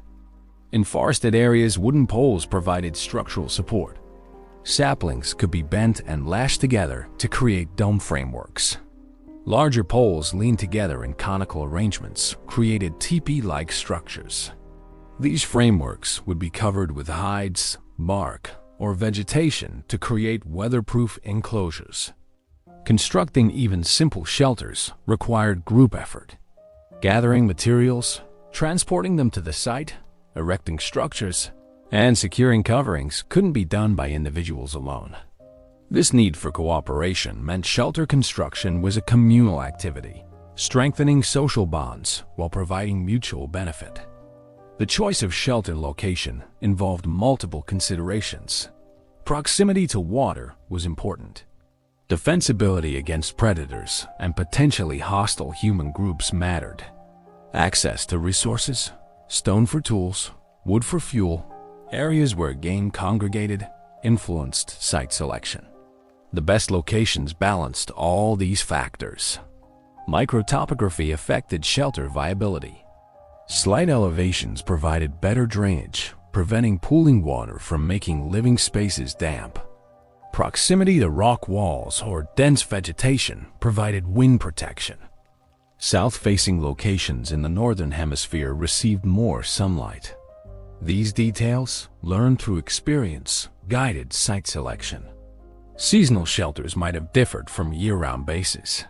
Summer hunting camps might use minimal shelter, simple windbreaks or lean-tos sufficient for mild weather. Winter bases required substantial construction, sturdy structures that could withstand storms and retain heat from fires. The archaeological record shows different site types suggesting such seasonal variation. Interior organization of shelters reflected activity patterns. Central areas probably hosted communal fires and social gathering. Peripheral areas might have been sleeping zones where individuals or family units rested. Work areas for toolmaking or hide processing might have been designated spaces. This organization required spatial planning and group agreement about space use. Bedding made sleeping more comfortable and reduced heat loss to cold ground. Vegetation, dried grass, or moss spread on floors provided insulation. Hide coverings over these plant layers created warmer, more comfortable sleeping surfaces. Some archaeological sites show concentrations of grass phytoliths, microscopic plant remains, suggesting bedding. Materials were used in specific areas. Maintenance of shelters was ongoing work. Hides covering structures needed replacement as they wore out. Framework elements broke and required repair. Snow accumulation on roofs had to be removed before weight caused collapse. Wind damage needed quick attention before small problems became structural failures. This constant maintenance meant someone always had work to do. Storage within shelters was important for protecting valuable items. Stone tool stockpiles, preserved food, prepared hides, collected firewood, all needed protection from weather and scavengers. Designated storage areas, perhaps partitioned off or elevated above the floor, kept these resources organized and accessible. Smoke management in enclosed shelters presented challenges. Fires produced smoke that needed to escape without making the interior unlivable. Structures probably had smoke holes at the top, positioned to catch prevailing winds that would draw smoke out. Managing the balance between heat retention and smoke ventilation required constant adjustment. Multiple structures at some sites suggest that groups didn't all share one large shelter, but built several smaller ones. This could reflect family groupings with related individuals sharing structures. Or it might represent functional differentiation. Sleeping structures separate from work structures. The social implications of multi-structure camps are interesting, but difficult to determine from archaeological evidence alone. Temporary versus permanent occupations left different archaeological signatures. Temporary camps show thin artifact layers, simple hearths, and minimal structural evidence. Permanent or repeatedly used sites show thick occupation layers, elaborate hearths, substantial structural remains, and diverse artifacts indicating multiple activities. The pattern of site types across the landscape tells us about mobility and settlement strategies. Children's role in shelter construction and maintenance probably increased with age. Young children might have gathered light materials like vegetation for bedding. Adolescents could collect heavier materials and assist with construction. Adults did the specialized work requiring skill and strength. This gradual involvement taught construction knowledge while providing useful labor. Weather prediction influenced shelter decisions. If signs indicated severe storms approaching, changing wind patterns, animal behavior, atmospheric conditions, groups would ensure shelters were secure and fuel stockpiled before conditions deteriorated. This anticipatory behavior required observational skills and understanding of meteorological patterns. Abandonment of shelters happened for various reasons. Resource depletion in the area might force moves. Seasonal changes could drive groups to different environments. Social conflicts might cause splits where some individuals left to establish new camps. Whatever the reason, abandoned structures eventually collapsed, leaving only subtle traces for archaeologists to discover thousands of years later.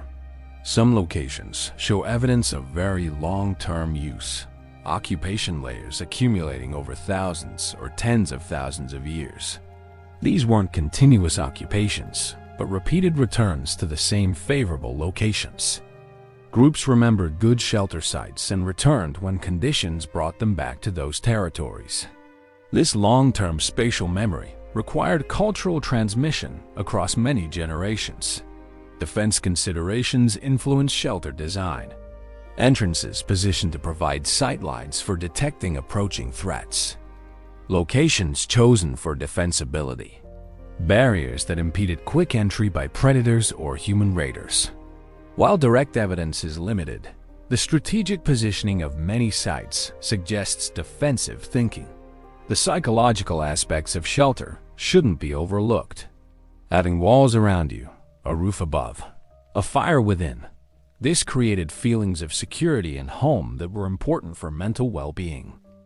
Shelters were more than physical protection. They were psychological refuges from hostile environments, spaces that felt safe and comfortable. Decoration or personalization of shelters remains speculative but is possible. Modern humans universally personalize living spaces. Homo Heidelbergensis might have arranged stones in aesthetically pleasing patterns, hung interesting objects, or designated special areas within shelters. Such behaviors would leave minimal archaeological traces, but might have been important for creating sense of place and identity. Shelter technology improved gradually over the hundreds of thousands of years Homo Heidelbergensis existed. Early structures were probably simpler, basic windbreaks and crude frameworks. Later structures showed more sophistication, better materials, more solid construction, improved designs. This technological evolution reflected accumulating knowledge and innovation. The distribution of shelter sites across Europe maps onto Homo Heidelbergensis expansion. Early sites cluster in southern regions where climate was milder and natural shelters more abundant. Later sites extend into harsher northern areas, showing that as shelter technology improved, humans could survive in more challenging environments. Seasonal camps versus permanent settlements represented different strategies. Some groups might have moved frequently, building temporary shelters repeatedly. Others might have established more permanent bases with substantial structures used for years. Both strategies appear in the archaeological record, suggesting flexibility in how different groups approach settlement. The energetic cost of shelter construction was substantial. Gathering materials, transporting them, and building structures required many person-hours of labor. But this investment paid dividends in survival. A well-built shelter could mean the difference between surviving winter or freezing to death. The labor was worth it because the stakes were life and death. Sharing shelter space required social coordination. Rules about behavior within shelters, where to sleep, how to manage fires, how to store personal items, had to exist for groups to cohabit peacefully. These rules were probably culturally determined and transmitted to young members who learned appropriate behavior through observation and correction. The evolution of shelter technology represents human ingenuity confronting environmental challenges. Homo Heidelbergensis couldn't change the climate, couldn't stop winter from coming, couldn't eliminate cold through force of will. But they could create microenvironments where survival was possible. They could build structures that defied the elements, providing safe havens in deadly landscapes. Their shelters weren't architectural marvels. They were practical constructions built with limited materials and tools, designed for function rather than aesthetics. But they worked. They protected families through thousands of winters, allowed children to survive to adulthood, gave groups the secure bases they needed for successful hunting and gathering. In their own way, these crude structures were as important as any later architectural achievement, because without them, Homo Heidelbergensis wouldn't have survived to pass their genes and knowledge to future human species. Chapter 9. Language dawn. Did Homo Heidelbergensis speak? This question haunts researchers because language leaves no fossils. We can't dig up ancient conversations or find preserved syntax. But we can look at indirect evidence and make informed inferences about whether and how these ancient humans communicated. The brain size of Homo Heidelbergensis averaged about 1,200 cubic centimeters, roughly 85% of modern human brain size and significantly larger than earlier hominins. This brain capacity could theoretically support complex language. Modern humans with brain injuries that reduce functional brain tissue to similar levels can often still use language effectively. So the raw computational power was probably present. Anatomical evidence from fossils provides some clues. The shape of the skull base influences vocal anatomy. Modern humans have flexed skull bases that create larger pharyngeal cavities, allowing production of a wider range of sounds. Homo Heidelbergensis skulls show intermediate flexion, more than earlier hominins but less than modern humans. This suggests vocal capabilities somewhere between simple calls and fully modern speech. The hypoglossal canal, through which the nerve controlling tongue movement passes, is larger in modern humans than in apes, possibly reflecting greater tongue control needed for speech. Homo Heidelbergensis hypoglossal canals fall within the range of modern human variation, suggesting they had fine tongue control. Though some researchers dispute whether canal size reliably indicates speech ability, it's at least consistent with language capacity. But anatomy only tells us about capability, not actuality. The crucial question is whether they actually use language, and if so, how sophisticated it was.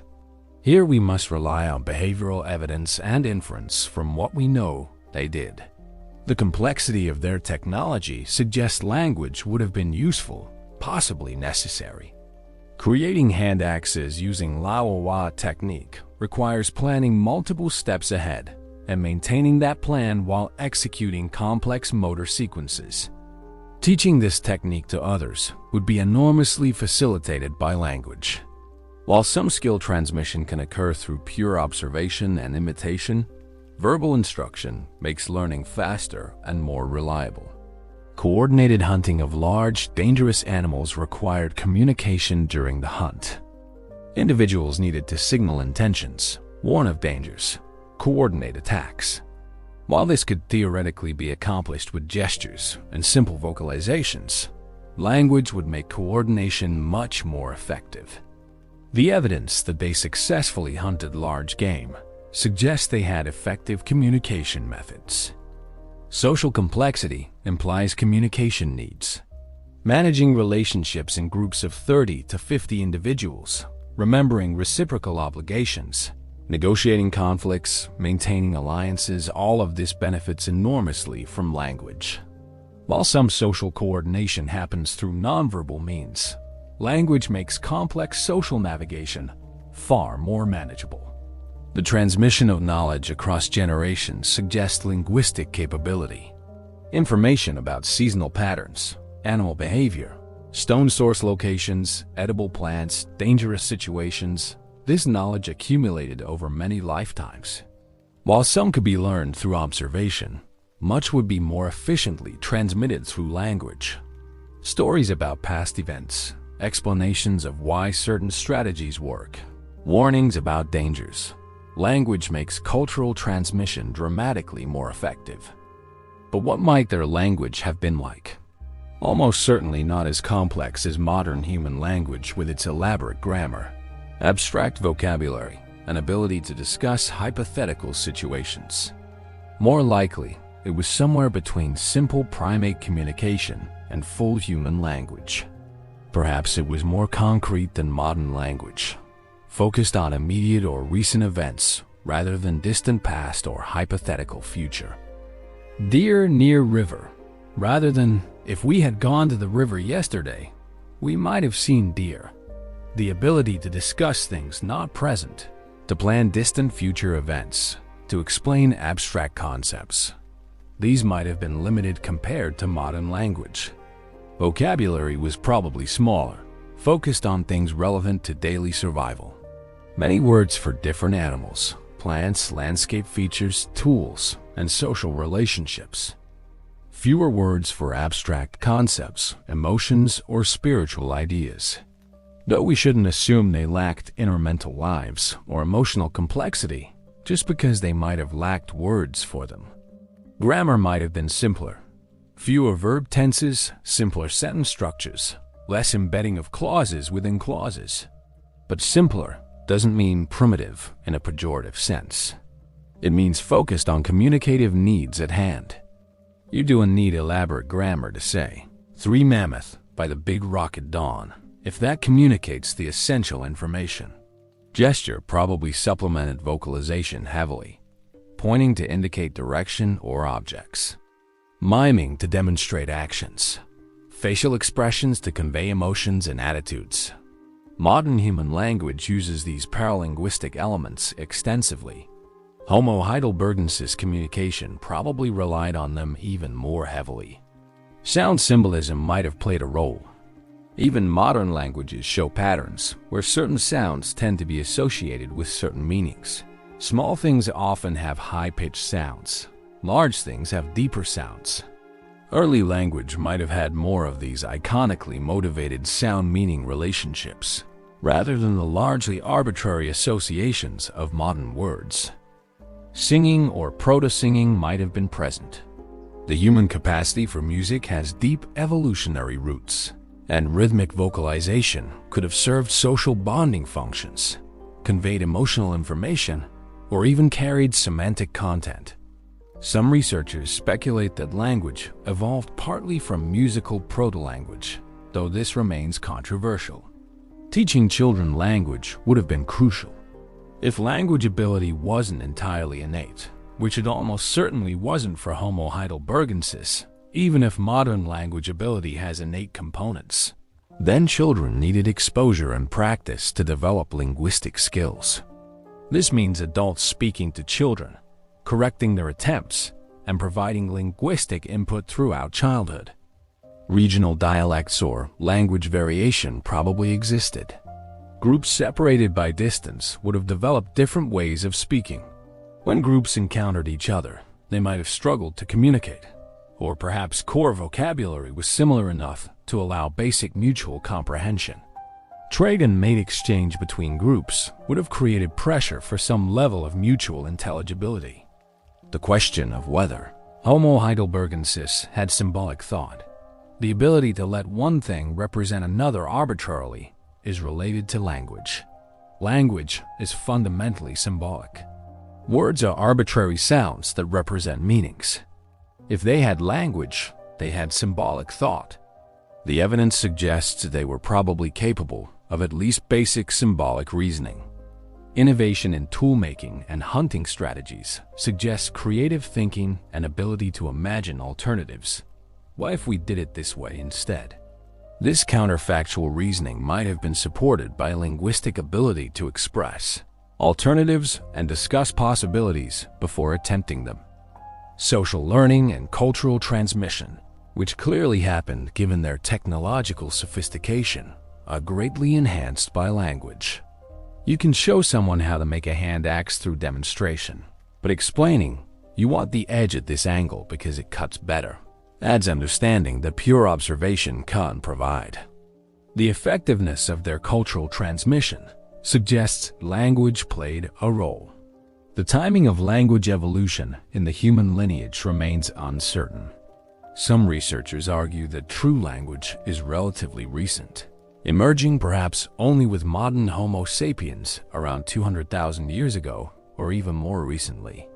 Others argue for deeper roots, suggesting language-like communication was present in earlier species, including Homo Heidelbergensis. The truth probably lies somewhere in between these extremes. Homo Heidelbergensis probably had communication more sophisticated than chimpanzee, calls but less sophisticated than modern human language. Perhaps they had proto-language, symbolic communication with vocabulary and simple grammar, but lacking some features of full language like complex syntax or ability to discuss abstract hypotheticals. This proto-language would still have been transformative. Even simple symbolic communication dramatically increases what groups can accomplish.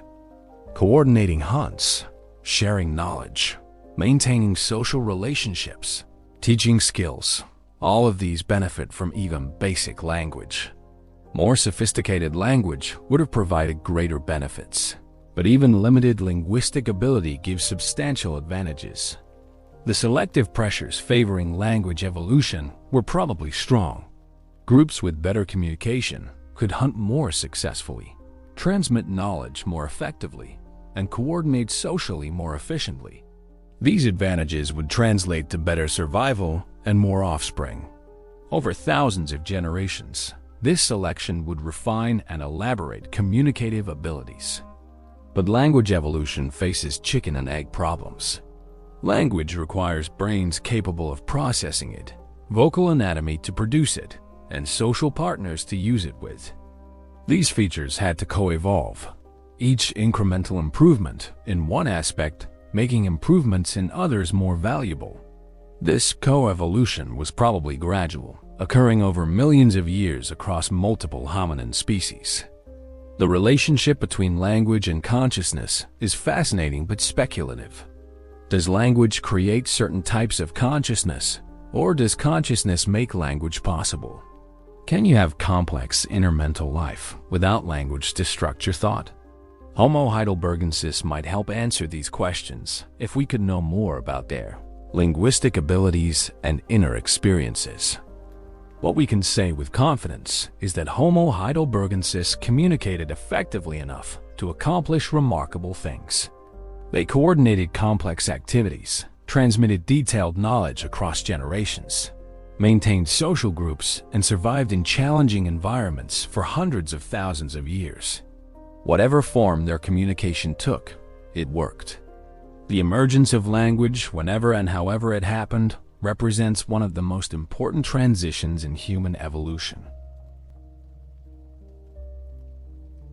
It enables cooperation at scales impossible without it. It creates shared symbolic worlds where groups develop distinct cultures. Language makes us distinctively human.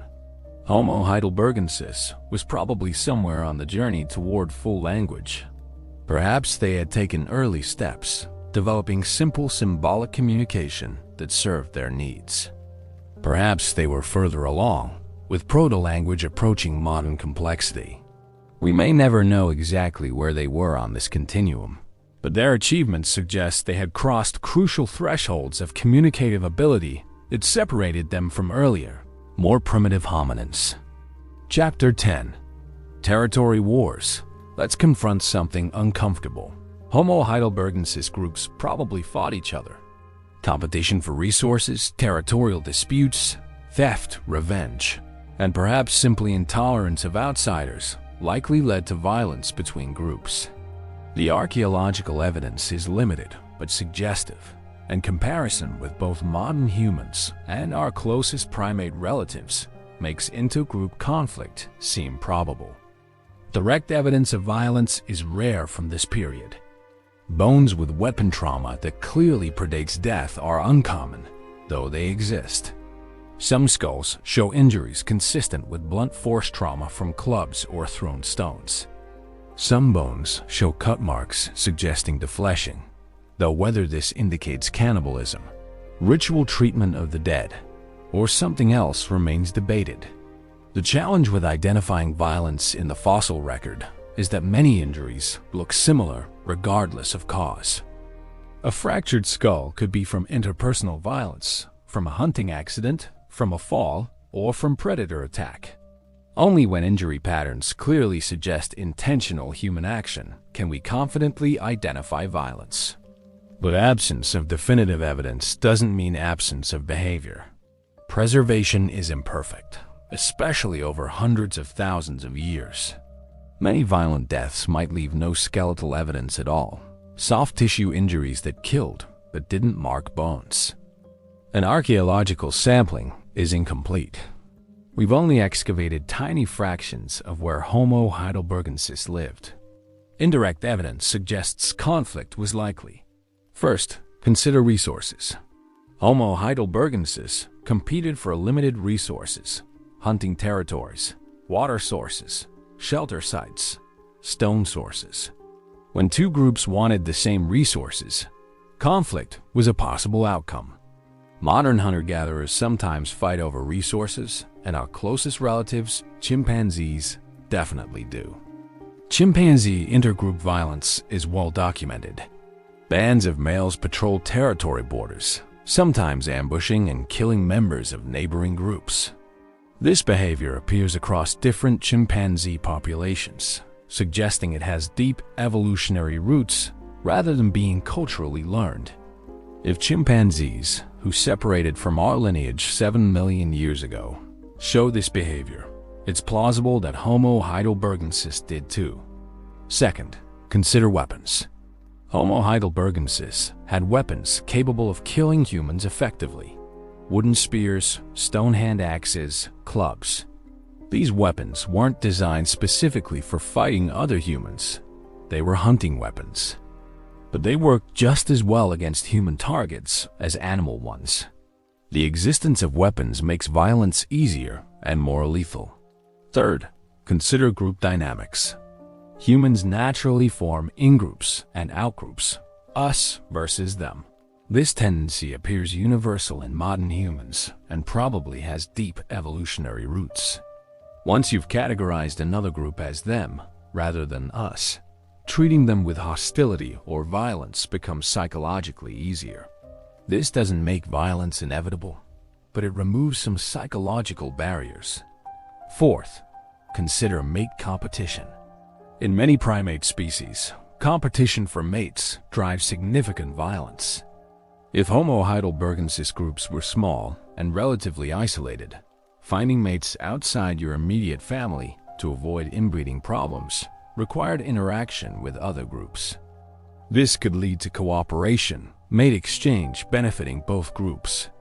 But it could also lead to conflict, raids to capture mates, violence to prevent others from taking potential partners.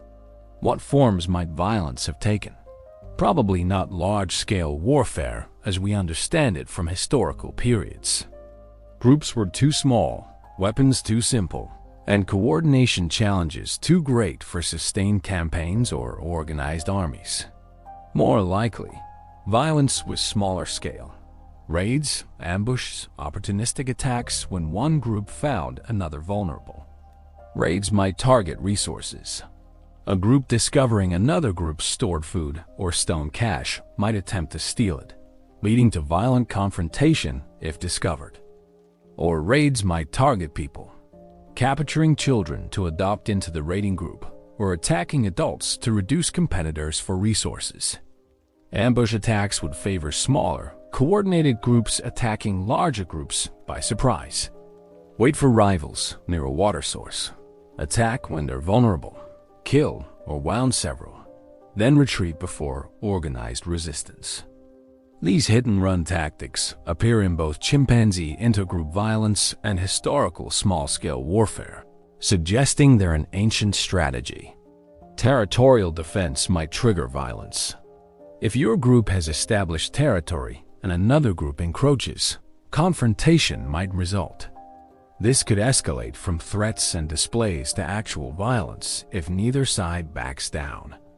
The archaeological evidence of groups repeatedly using the same sites for thousands of years suggests territorial behavior, and territories are only meaningful if they're defended. Revenge could perpetuate cycles of violence. Group A attacks Group B. Some members of Group B survive and later seek revenge against group of this. Retaliation prompts counter-retaliation.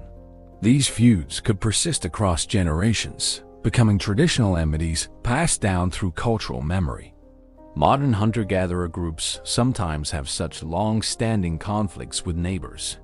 The consequences of violence shaped group behavior. Vulnerable groups, small groups, those in exposed locations, those weakened by disease or hunger, would be targeted preferentially. This created selection pressure for maintaining defensible group sizes, choosing settlement locations strategically, and maintaining constant vigilance. Sentries or lookouts probably served defensive functions. Having individuals watching for approaching threats, whether predators or hostile humans, provided early warning. This allowed groups to prepare defenses, retreat to secure positions, or avoid conflict entirely by leaving before confrontation. Defensive positions influence settlement choices. Caves with single entrances could be defended more easily than open camps. Elevated locations provided visual advantages for detecting approaches. Locations with escape routes ensured groups weren't trapped if attacked. The strategic positioning of many archaeological sites suggests defensive thinking. Alliance formation between groups could have served defensive purposes. My enemy's enemy is my friend. Logic might have led to alliances where multiple groups cooperated against common rivals. These alliances could involve mutual defense pacts, information sharing about threats, or coordinated action against powerful neighbors. But cooperation between groups had risks. Allies today might be rivals tomorrow if circumstances changed. Information shared with allies could be used against you later. Opening your territory to allies for joint hunts created opportunities for them to scout your resources and plan future raids. Trust between groups would have been fragile at best. The scale of violence was probably limited by group sizes. If groups averaged 30 to 40 individuals, with perhaps half being adult men capable of fighting, you might have 15 to 20 potential warriors per group. Losses of even a few individuals represented significant percentages of fighting strength. This made groups cautious about engaging in violence unless they had clear advantages. Weapons technology limited lethality to some degree. Wooden spears and stone tools could certainly kill, but they required close proximity and direct contact. Unlike later bow and arrow technology, which allowed killing from safer distances, Homo Heidelbergensis weapons meant getting close to dangerous opponents. This increased risk for attackers as well as defenders.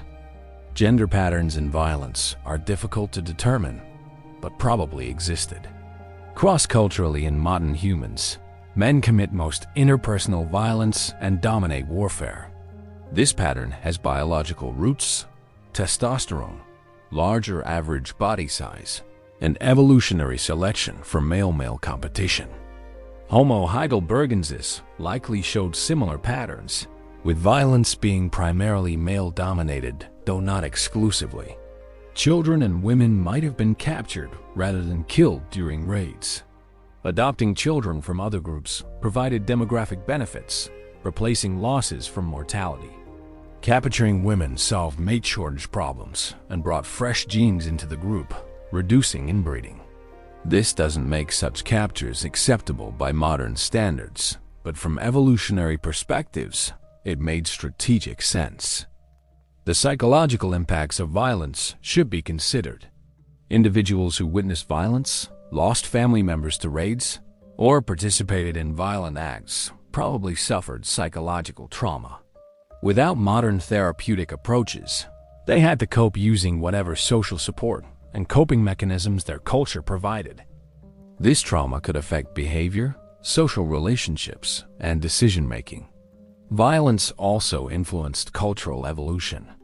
Groups that developed better defensive strategies, more effective weapons, or more cohesive cooperation had survival advantages. These advantages selected for certain traits: aggression when necessary, loyalty to group members, willingness to follow leaders during conflicts, courage in face of danger. These traits, beneficial in violent contexts, shaped human psychology. But humans also evolved capacities for peace. Empathy, moral reasoning, conflict resolution skills, coalition building that cross-cuts kin groups. These traits also had advantages. Groups that could form alliances, negotiate rather than fight, and maintain internal cohesion without constant violence also succeeded. Human nature incorporates both violent and peaceful potentials, both shaped by evolutionary history. The question of whether violence was common or rare among Homo Heidelbergensis remains unanswered. Perhaps most groups lived peacefully most of the time, with violence rare and shocking. Or perhaps low-level conflict was constant, with raids and skirmishes regular occurrences. The archaeological record can't definitively resolve this question. What seems clear is that the capacity for organized intergroup violence existed. Homo Heidelbergensis had the weapons, the group structures, the territorial behaviors, and probably the psychological predispositions that make violence possible. Whether they exercise this capacity frequently or rarely, the fact that they could is significant for understanding human evolution. Violence between groups probably accelerated some aspects of cognitive evolution. Dealing with hostile neighbors required strategic thinking, anticipating their actions, planning defensive or offensive measures, coordinating group responses. This cognitive demand might have selected for enhanced intelligence, particularly social and strategic reasoning abilities. The legacy of Homo Heidelbergensis intergroup relations, whether mostly peaceful or significantly violent, influenced later human species. Neanderthals, who evolved from or alongside Homo Heidelbergensis in Europe, inherited these behavioral patterns. Modern humans, when they eventually entered Europe, encountered the descendants of Homo Heidelbergensis and probably engaged in both cooperation and competition with them. Understanding Homo Heidelbergensis violence, even with limited evidence, helps us understand ourselves. The capacity for both cooperation and conflict runs deep in human evolutionary history. We aren't inherently violent or inherently peaceful. We're capable of both, depending on circumstances, cultures, and choices. This dual nature shapes human societies today, just as it shaped Homo Heidelbergensis groups hundreds of thousands of years ago.